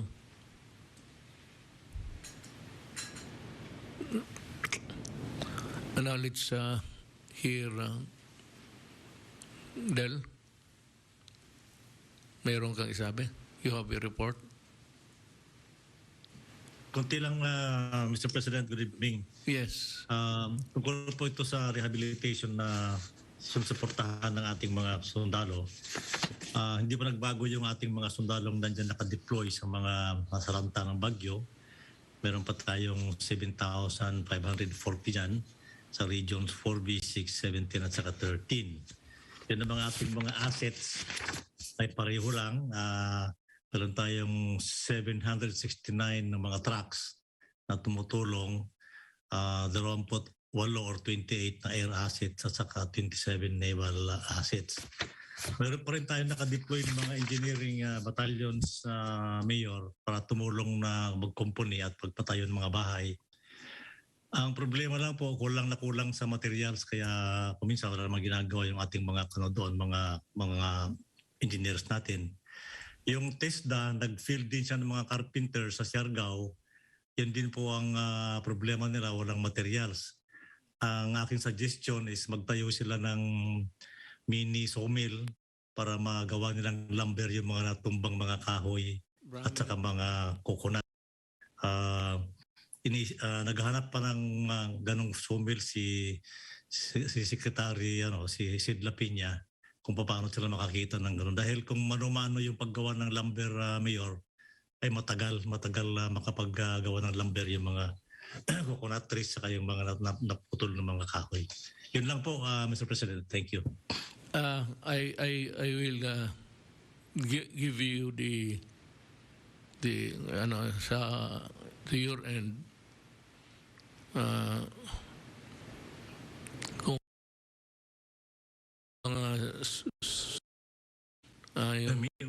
may mga sawmill naman dyan, Mayor, na ginagamit ng mga illegal sawmill nga yan eh.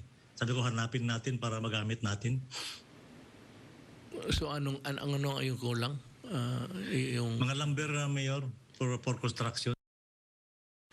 Lumber. Ngayon, inauthorize na yung gamitin yung mga coconut trees na naputol. Pero ang problema, how to convert these coconut trees into lumber for construction. Kaya nga, we have to, parang mini sawmill ka talaga dyan. Oo, Mayor, totoo talaga. If you can give me the specifics by next week, just start a memo. Yes, Mayor, I'll get. Bigyan kita pera. Sige, Mayor. Maghanap ako sa, I'll provide the money. Yes, sir. It could run into millions. Wala akong ubusin natin yung pera para sa tao. Ibigay natin. Kasi nakawin lang dito sa mga... Saan ba pinakamaraming illegal laging dito? Nandoon ang maraming plywood. Hulihin mo na lang pati yung nag-ooperate, pati yung may-ari ng sawmill kasi yun sa mga gawin nating padugo doon sa ulo nila doon sa mga sawmill na maibigay na. Alam siguro ng DNR yan, Mayor? Alam ng DNR. Tanungin ko yung DNR bukas.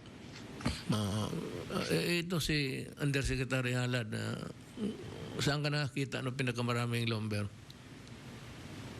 Mr. President, sa dito sa may Surigao Sur, marami akong nakita dyan nung na-assign ako. Dagdag ko lang, Mr. President, na bukas magkakaroon ng meeting ang shelter cluster, pangungunahan ni Secretary Rosario, at ayon doon sa memorandum ng NDRMC na naibigay, isa yan sa approaches nila, yung pag-convert ng mga fallen trees at saka kasama na dyan yung mga coconut trees na magamit as lumbers. So I'll just make sure that TESDA is also there and other agencies like, for example, DNR, mga katulong. So, and we will consolidate our recommendations at the President regarding the provision of shelter assistance through this shelter cluster, Mr. President. At since you problema, yung maghanap kayo doon sa kung ma-relocate ba natin yung remaining residents nandyan sa coastal or rivers. Nandyan lang yan sila kasi gobyerno yan ng Ismin dyan. That is why dito sa Davao, sa Davao City, all the way, puro bahayan. Yun yung mga Pilipino talaga na walang mapuntahan, doon na yan sila puro nga magdelikado. Yan nga, kung may madisgrasya, mauna talaga sila. By the way, yung sabi mong ilang ang missing persons? 78 missing persons. Hindi na nakita. Kasalukuyang hinahanap pa, Mr. President.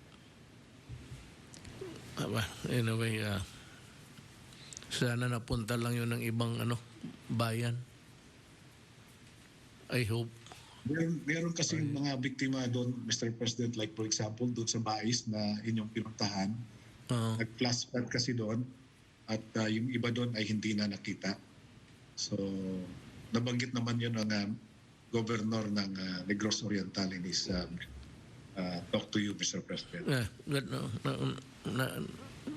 Punta na yun sila. Napunta kami doon. Was it in what municipality was that? Bais and Bais. I forgot the Dalawang ayon. Well, we'll just pray for them.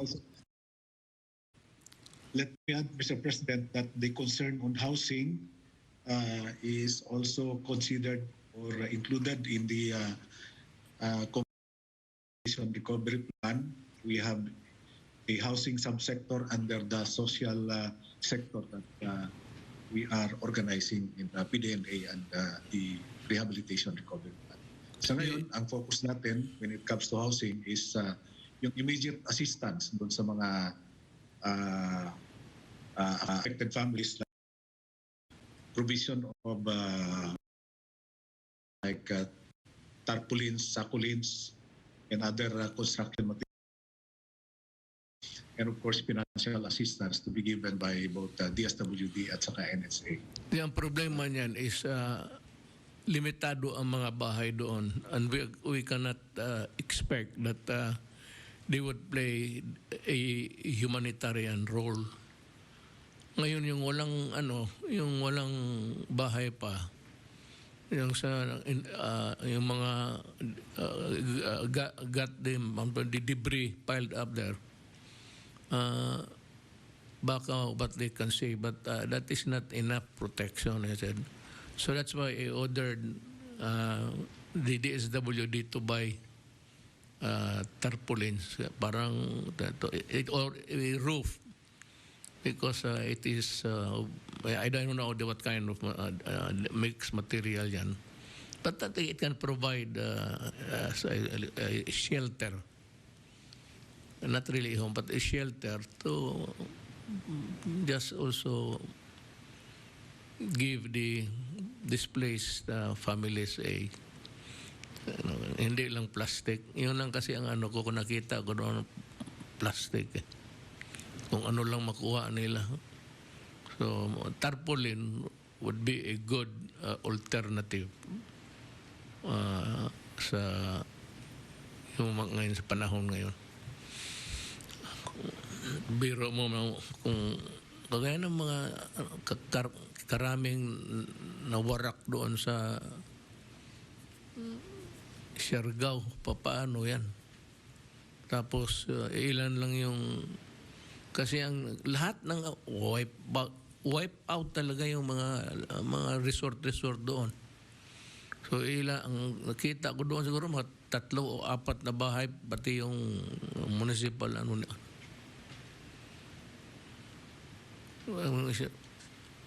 si Palay was also doon na kami kasi akala namin tahimik but there were motorcycles yan ang nila means of transportation.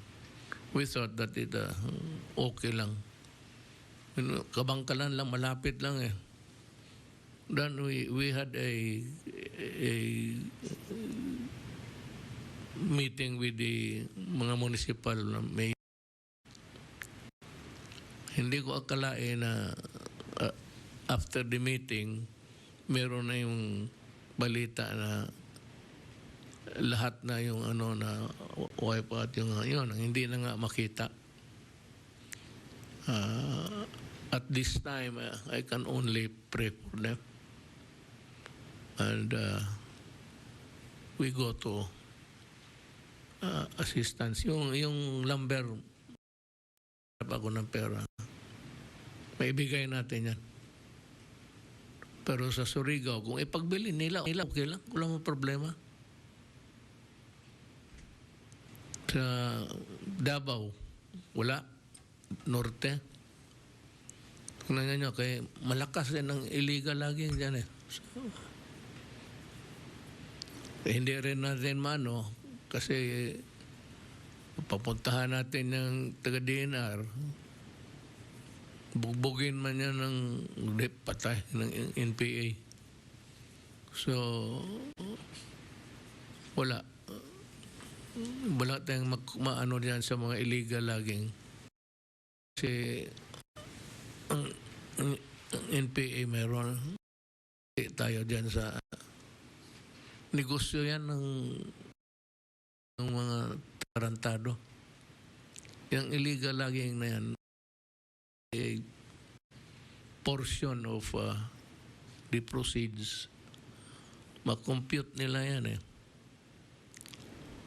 They are everywhere. Yung mga ginagawang highways dyan, nagre-repair, tinitignan lang nila yung anong sino nagko-construct.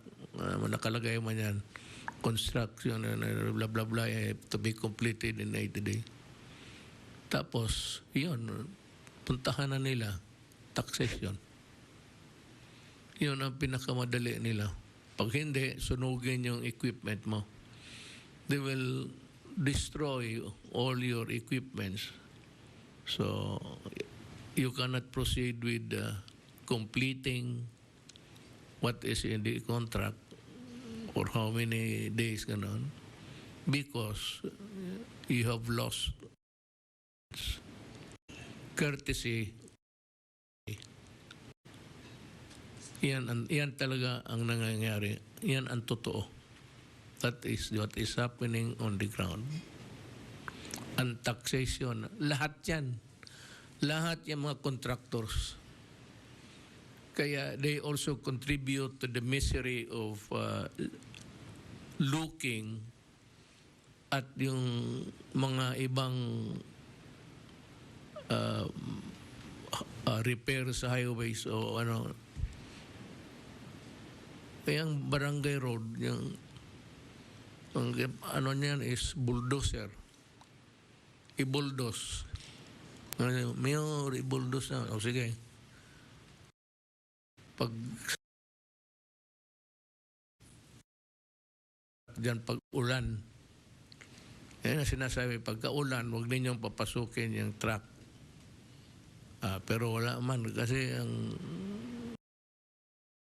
pagbigay lang right after a heavy rain, pasok yung truck. Wala na yung pavement na ginawa, yung repair ng road. That is it's hard to comprehend, but that's what is happening. Kaya kayo, mga Pilipino, mamili kayo. Mamili kayo sa NPA o sa gobyerno na ito. Kaya kung magsabi kayo na gusto ninyo ang NPA, pamaraan, sabihin lang ninyo, kay bababa na kaming lahat. Diyan, si Undersecretary Halad, si Secretary of Defense, ito siya bang?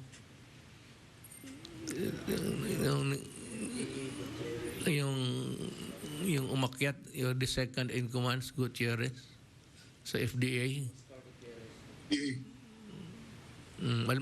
Kasi kung ang Pilipino magsabi gusto nila ng NPA, magsige sila bigay, magbaba na lang tayo. Ibigay na lang natin ang gobyerno sa kanila. So, mag-retire na tayo.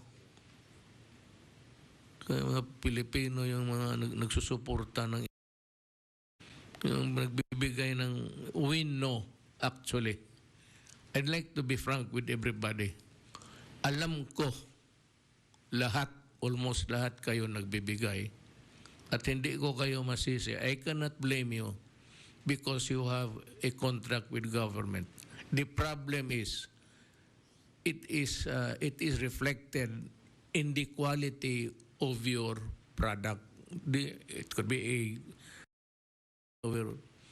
ngayon kung 100 million tapos ang nabid niya maghingi pang NPA, it cuts into his budget for that project and ultimately the kind of materials. Kasi 100 million, maghingi pang NPA, maghingi pa yung barangay captain, maghingi pa yung mayor, wala na. So ano ang project na? Ang pang-capital niya ngayon is about 80 million o 70. So gagawa siya ng daan, highway, pero yung mixture ng semento, hala yung semento siya ng ano, so expect a good semento dyan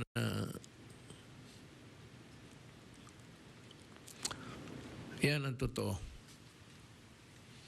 Yan talaga. Hindi natin kasi yung mga nagko-construct mag-construct sila dyan, ayaw magbigay, sunugin yun nila yung equipments nila. Kasi parking na yan sa gabi. Hindi mo naman bumabit-bit yan sa bahay mo, I'm saying this because there are so many also Filipinos, itong mga left, wala na kayong ginawa kung hindi magtangina.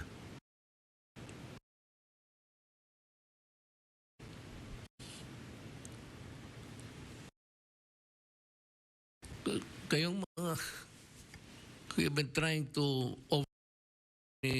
governments along the way for 53 years now. 53 years fighting and killing.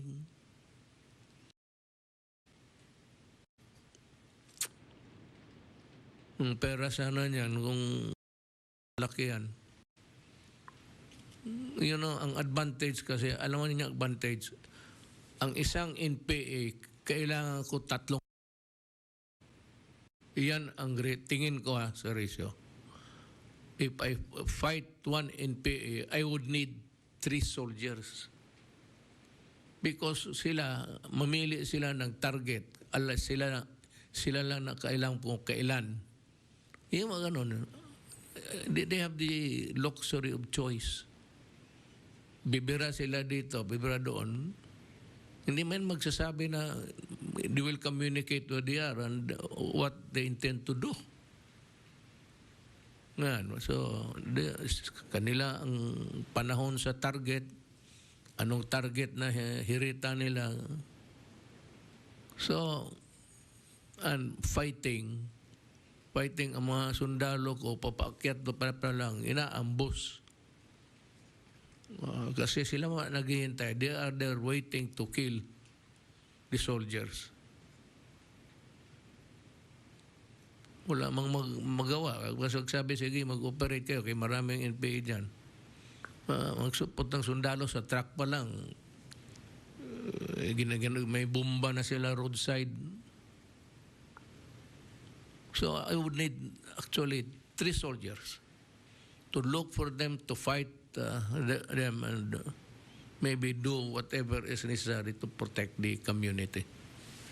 Yan ang trabaho ng sundalo. Hindi yan po isang sundalo lang, kanya lahat.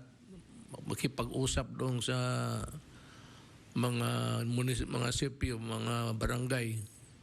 Siya pa rin na may dadating yan, iba yung trabaho. Kaya nga, because of one, one guy who's doing foolishness in his life, kailangan ko ng 3 sundalo maghanap, mag-lecture doon sa mga... Yan ang sabi ko. Ganyan ka lupit, pati kahirap ng trabaho. Maayong gabi, mahal na Pangulo. Yes, sir. Okay, go ahead. Good evening po. Yes, sir. Magbibigay po ng ilang updates mula sa FDA. On the screen. Noong huling ulat po kasi, 3 lang ang antiviral drugs ang nabigyan ng authorization ng FDA. 2 dito ay under emergency use authorization o yung EUA. At ang isa ay under Certificate of Product Registration or CPR. Sa araw na ito ay magbibigay po ako ng updates tungkol sa Pfizer EUA application on nirmatrelvir return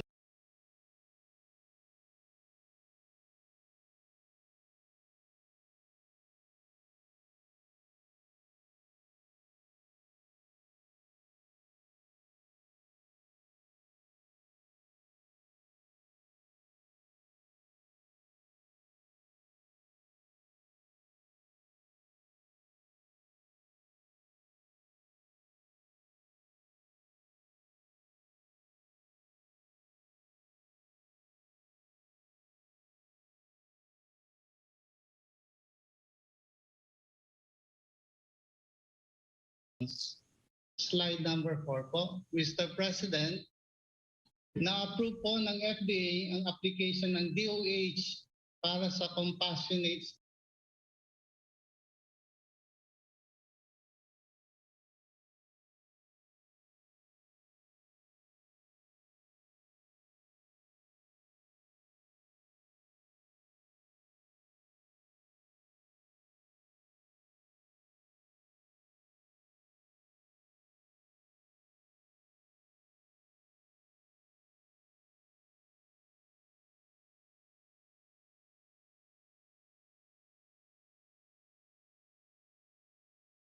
manufacturers in least developed countries like Bangladesh to take out a sub-license. Ang vaccine po, Pharmaceuticals ng Bangladesh ay holder po ng FDA Philippines Foreign GMP clearance. Inaasahan po na mas mura ang cost of treatment dahil generic drug po ang Bexovib. Ang BioCare Life Science Incorporated po ang magiging supplier ng DOH.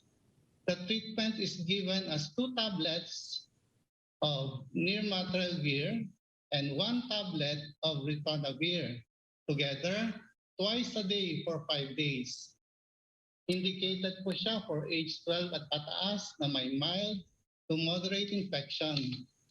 Ayon sa Pfizer data, the risk of hospitalization or death is reduced by 89% when given within 3 days of symptom onset, and by 88% when given within 5 days of symptoms onset. Makakatulong po ito para maiwasan na mapuno ang mga hospitals at ma-overwhelm po ang ating mga healthcare workers. Oscar, sandali. Sandali lang. Ito bang it's hard to remember. Pati ikaw puro berber dyan. Opo. Ibalik mo yung this slide before this. Yung isa. Yan ba yan? Ito yung, ang pinaliliwanag ko po ay yung number 4 kasi last report po natin, yung 1, 2, and 3 na-report ko na po yan. Mayroon po tayong bago sa arsenal of drugs against COVID-19. Ito po ay hindi naman substitute sa bakuna pero makakatulong po ito para matugunan po natin ang hospitalization at yung... I would just like to request everybody viewing this program now na kunin nila yung cellphone nila tapos kunin ninyo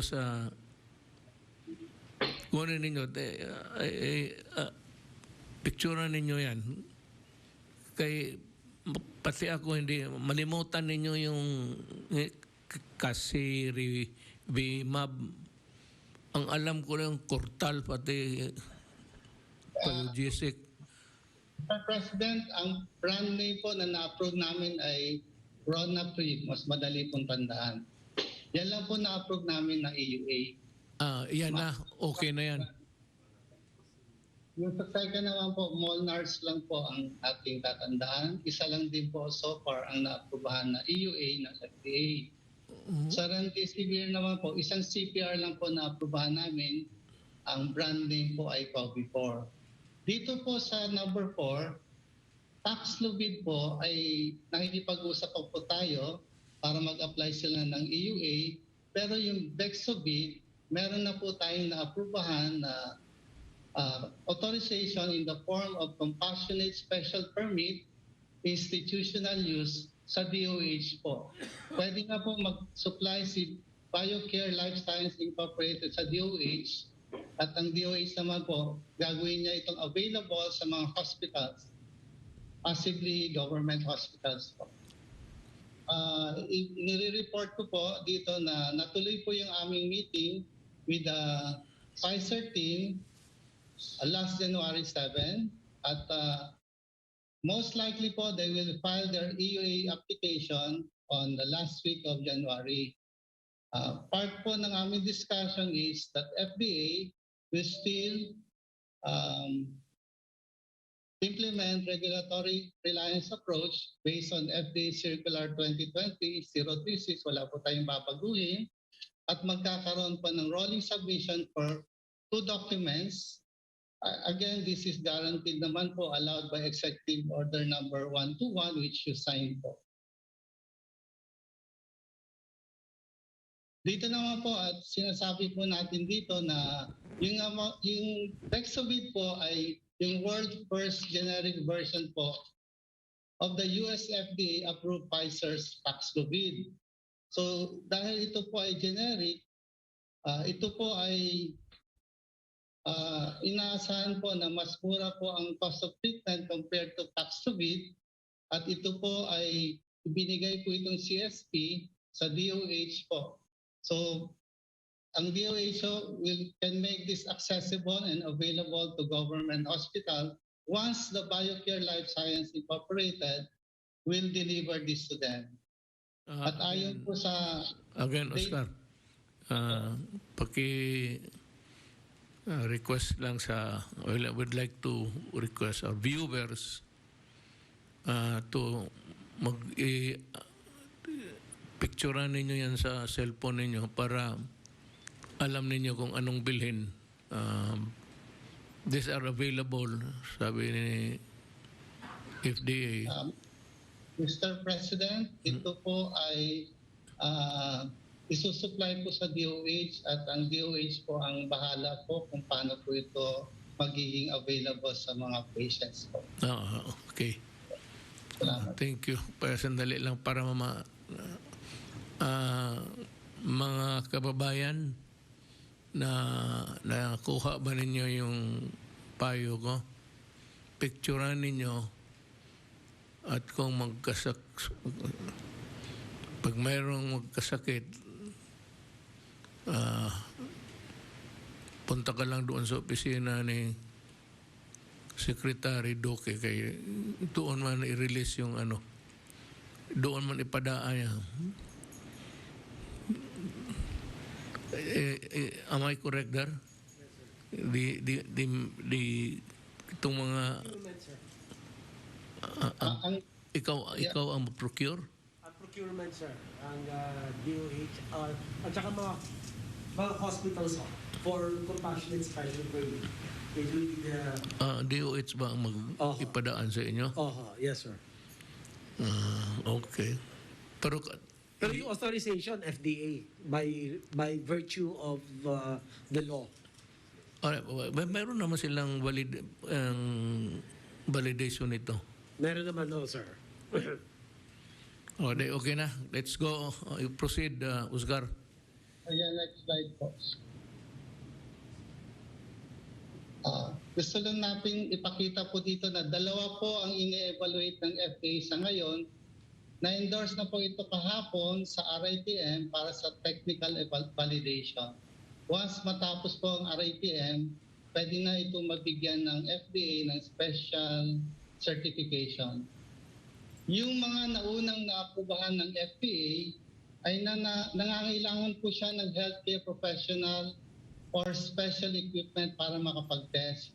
Wala pong naaprubahan ng FDA noon na meron sa label na nakalagay home test kit or self-administered test kit or yung equivalent label po nito. So yan po ang huling slide ko. Maraming salamat po, Mr. President. Tika muna, maya ka na po, salamat. Ano itong self-administered COVID-19 test kits, parang injection? Ganito po yun eh. Kasi yung... the one that is portrayed now in front of us. Ito po ang...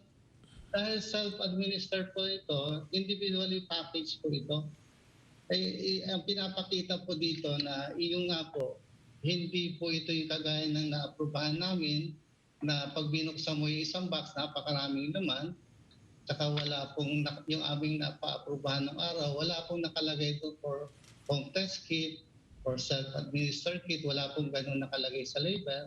Ito po yung ating gusto sanang imbitahan ng mga manufacturer at drug importer, product distributor importer na kumuha po sila ng special certification para mabigyan po ng special certification at maging available po sa ating mga outlets. Ito po ay merong special picture po yung mga minsan itong mga self-administered and home test kit. For example po, yung built-in po yung pag-handle po ng mga biologically infective waste. Meron din po minsan itong mga built-in po yung positive and negative control. Kaya po, ibang-iba po ito sa naaprubahan na po ng FDA. Pero minsan, magkahawig po yung karton o yung packaging. Yun lang po ang gusto kong iparating po sa... Yung packaging na yan. Sa packaging na ang... So, wala naman siguro. I'd like just to read. Now, I warn the public that yung statistics namin magkaiba. Kasi yung ibang na dapat magbigay sa kanilang report, sometimes it's not on time or it is a product of yesterday collated from amongst the providers. So, hindi yung the statistics ni Secretary Duque need not necessarily dovetail my report because itong report ko ano yung araw na to. So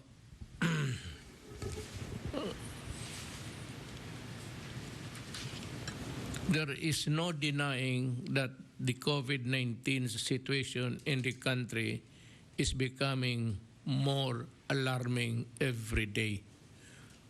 Madaling sabi, may problema tayo. Nandito na yung COVID-19 pati yung variants.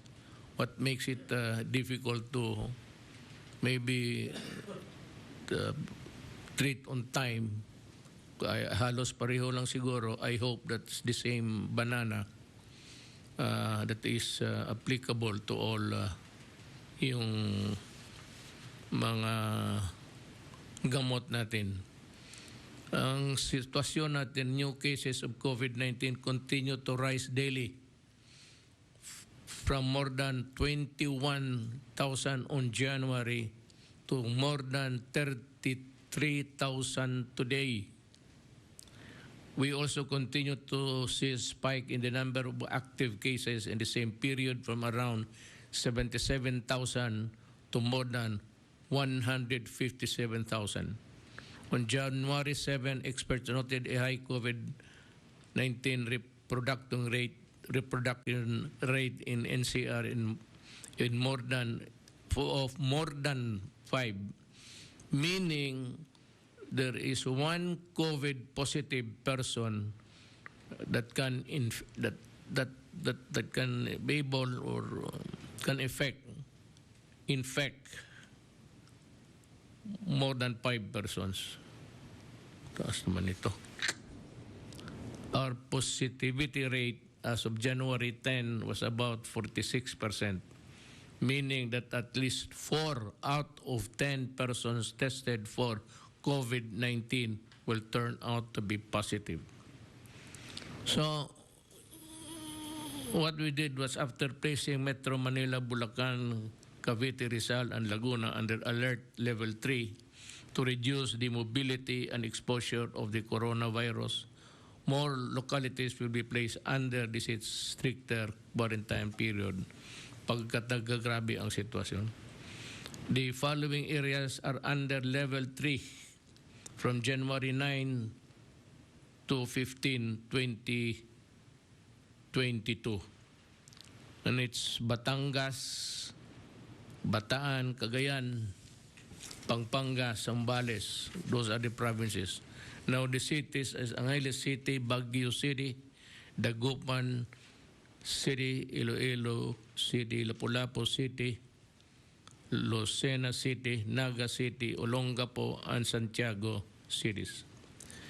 Businesses are required to operate at 30% indoor capacity and 50% outdoor capacity in areas under level 3.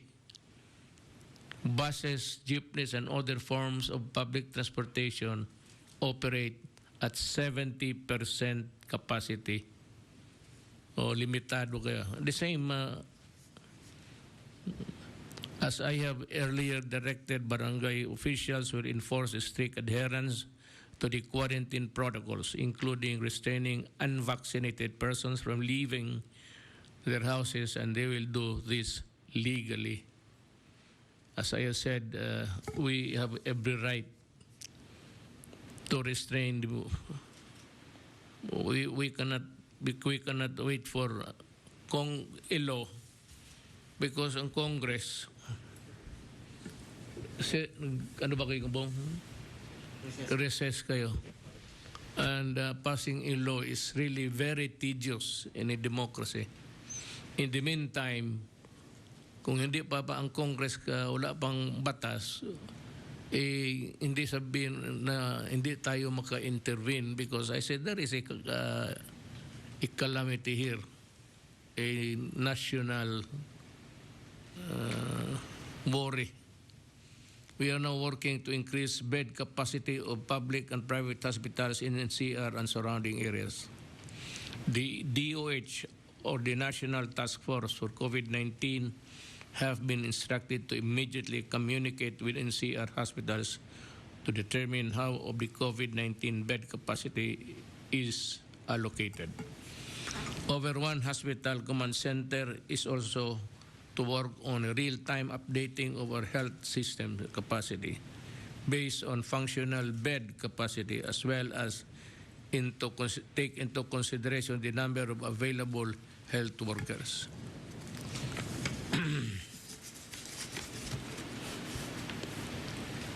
Maraming pumapasok dyan na iba-ibang report. Pero i-simplify na lang natin. The IATF, yung task force, and the DILG are working to ensure that emergency operation centers are placed in all government units. We also need to increase the RT-CPR testing capacity in NCR plus areas so as to handle the influx of tests and to ensure that laboratories are operational 7 days a week. Ang universal complaint talaga is kulang ang facilities ng itong RT-PCR. We need to buy more, you think, sir? Yes, our expansion is ongoing because we would want that every province will have an RT-PCR, but also the private sector is building more RT-PCR laboratories. So in all, we have 312 laboratories from 1 to 312. So, ano ba? Is that a machine? I have not seen that. It's a machine, and also it has a test kit that is used to detect the virus from the nose and from the The throat. throat. Oho. Kailangan pa magbili pa tayo? Meron naman tayong pera for the 2022 budget. We have asked, I think they're kung di ako nagkakamali, mga 7 billion ang outlay for that. So we will just continue to buy some more. Sige, magbili ka para makatulong tayo sa marami. Finally, the National Vaccination Operation Center is directed to increase vaccination rates outside NCR as soon as possible. Ito nga, balik tayo. We sound like a broken record, but alam mo, ulitin, I really do not know how to do this, but I've been pleading almost on bended knees for our citizens to get the vaccine. O magsabi na maraming vaccination centers, mamili ka lang. And you need not be a resident of where that vaccination center is. Sabihin mo lang, Pilipino ka. Wag na yung lista-lista tapos kung wala ka sa listahan, kalukuhan yan. If you are a Filipino, that's the only requirement. You are a Filipino, go to any vaccine center, yung pinakamalapit.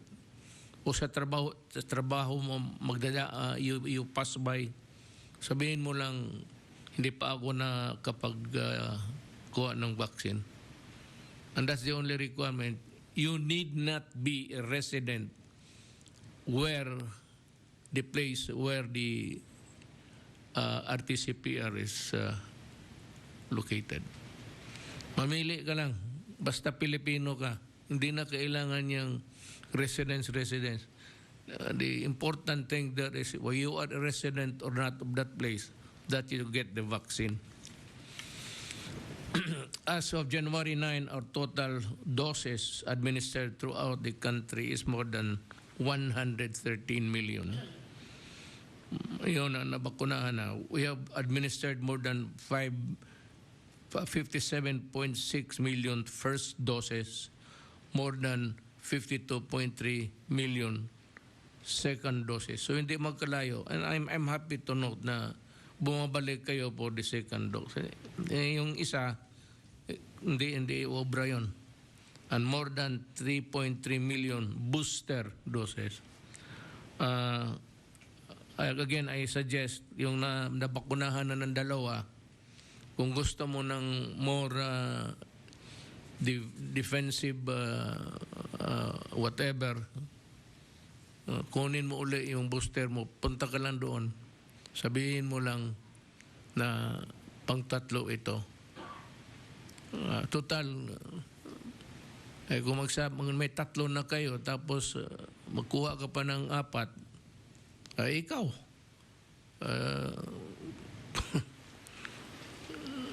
Alam mo ba ang bakuna?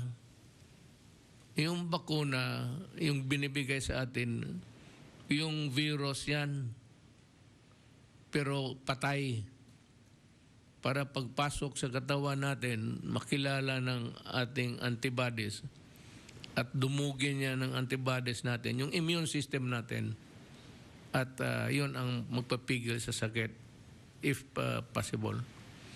Pero yung ibang bakuna, yung binugbog lang nila pero buhay. Some vaccines are like that.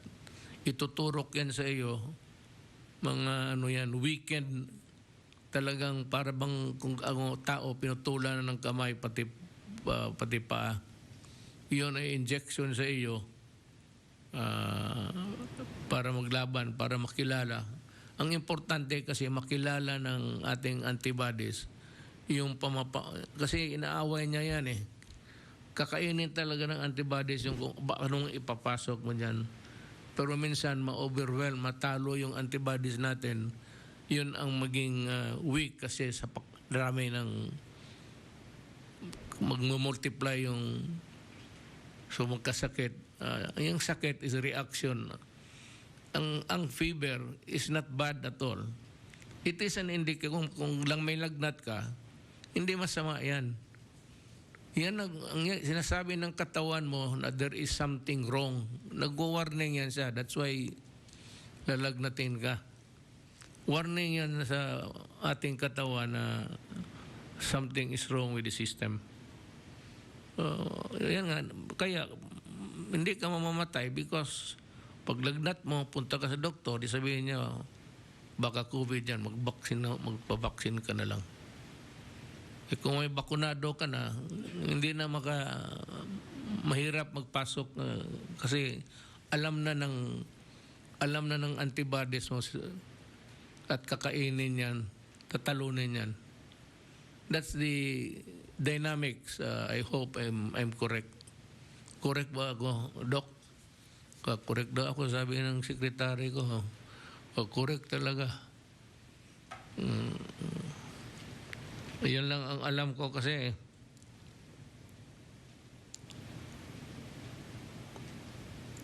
To date, a total of more than 213 million COVID vaccine doses have been delivered to the country. I strongly urge our kababayans again, it will save you sa kamatayan. Kung mabuti, kasi kung Omicron lang, kasi sabi week, kung dumapo sa iyo yung COVID-19 talaga, pati yung Delta, paano yan ngayon? Do not try to minimize or second guess what foreign body entered into your system. Ayan ang problema dyan. Pagsabi ka lang Omicron, yung pala COVID-19. Field offices of the SWD are working closely with our LGUs for the ongoing relief efforts alongside the work of our national government agencies such as the NDRRMC, DND, DPWH, DIC is DO is the Department of Energy, Philippine Navy, Philippine Coast Guard, among others. Well, of course, the entire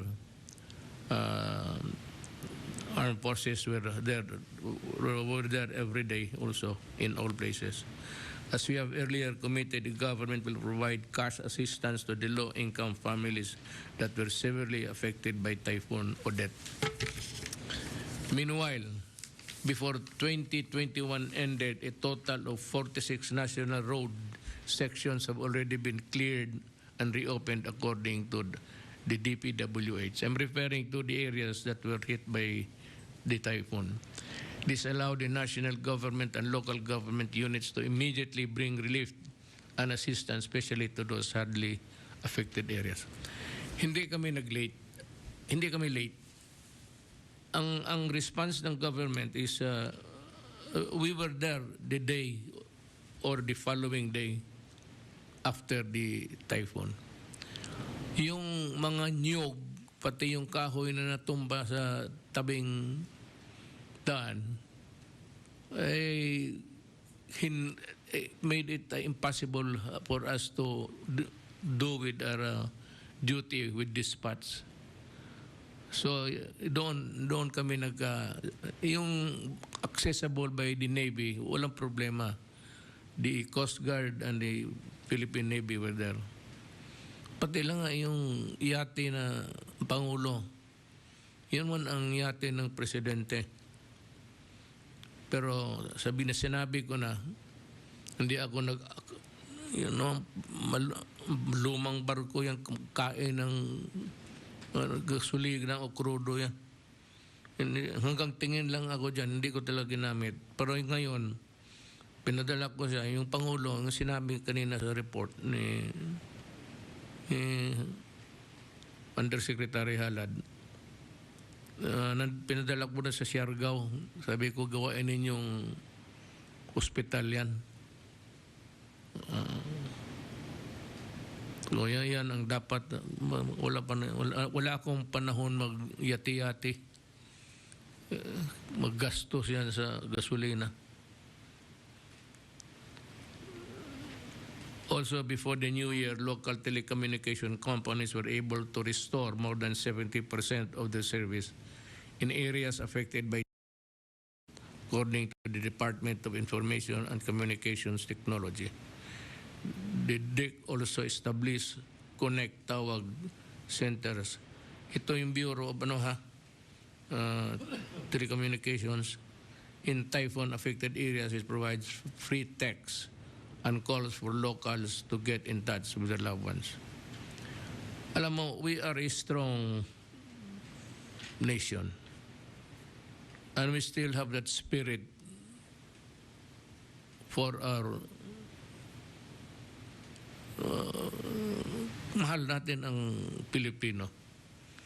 Kaya tingin ko, kaya natin ito. Huwag kayong dalawang isip, kaya natin ito. Magpabakuna lang kayo. At kung may nagmasakit kayo, still, you have the picture ko na sa inyo yung mga medisina kung kaya mong bilhin. Kung hindi, punta ka lang kay Secretary Duque, siya na magbigay sa iyo. Pati pera. Sa procurement, sir. Hindi, yung maghihingi sa iyo ng tabletas, pwede mo sa iyo ng pera. Bibili kami, sir. Bibili kayo. Yung binigyan mo ng medisina, may pocket money sila pa uwi. Wala na. DSWD, sir. Pinapas. Hindi tumatawa si General Bautista nito. So, yan lang ho. At maybe the next time we will proceed report today. Yung importante kasi, kaya may itong mga medisina na bago, kung anong developments. Hindi man nyo marinig yan sa mga bunganga ng yung mga walang ginawa kung hindi hindi nagbigay ng isang medisina, isang baski ano bang kurtal. Meron ba kurtal?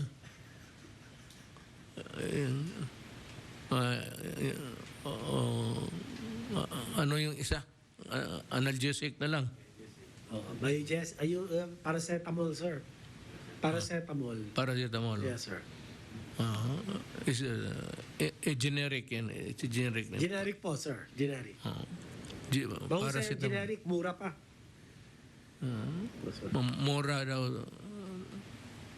Tapos sabi nila wala daw, naubusan na naman. Sir, yung nagkaroon lang ng delays sa delivery according to DTI. But the supply is sufficient. So binibilisan lang yung delivery, sir. Kasi alam mo kasi may ibang writers, the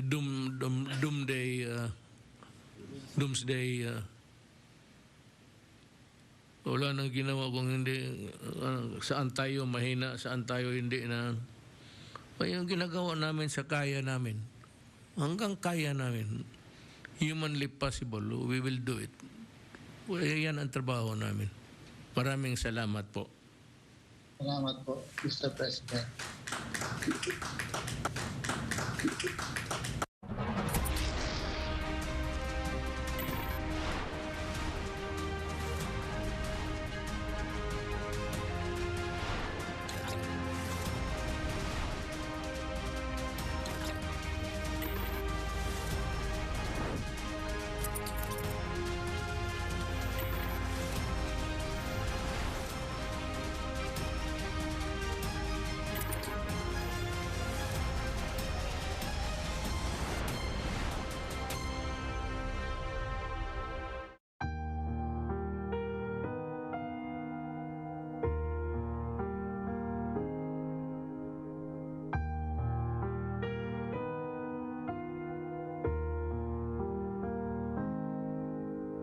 Salamat sa panahong binibigay.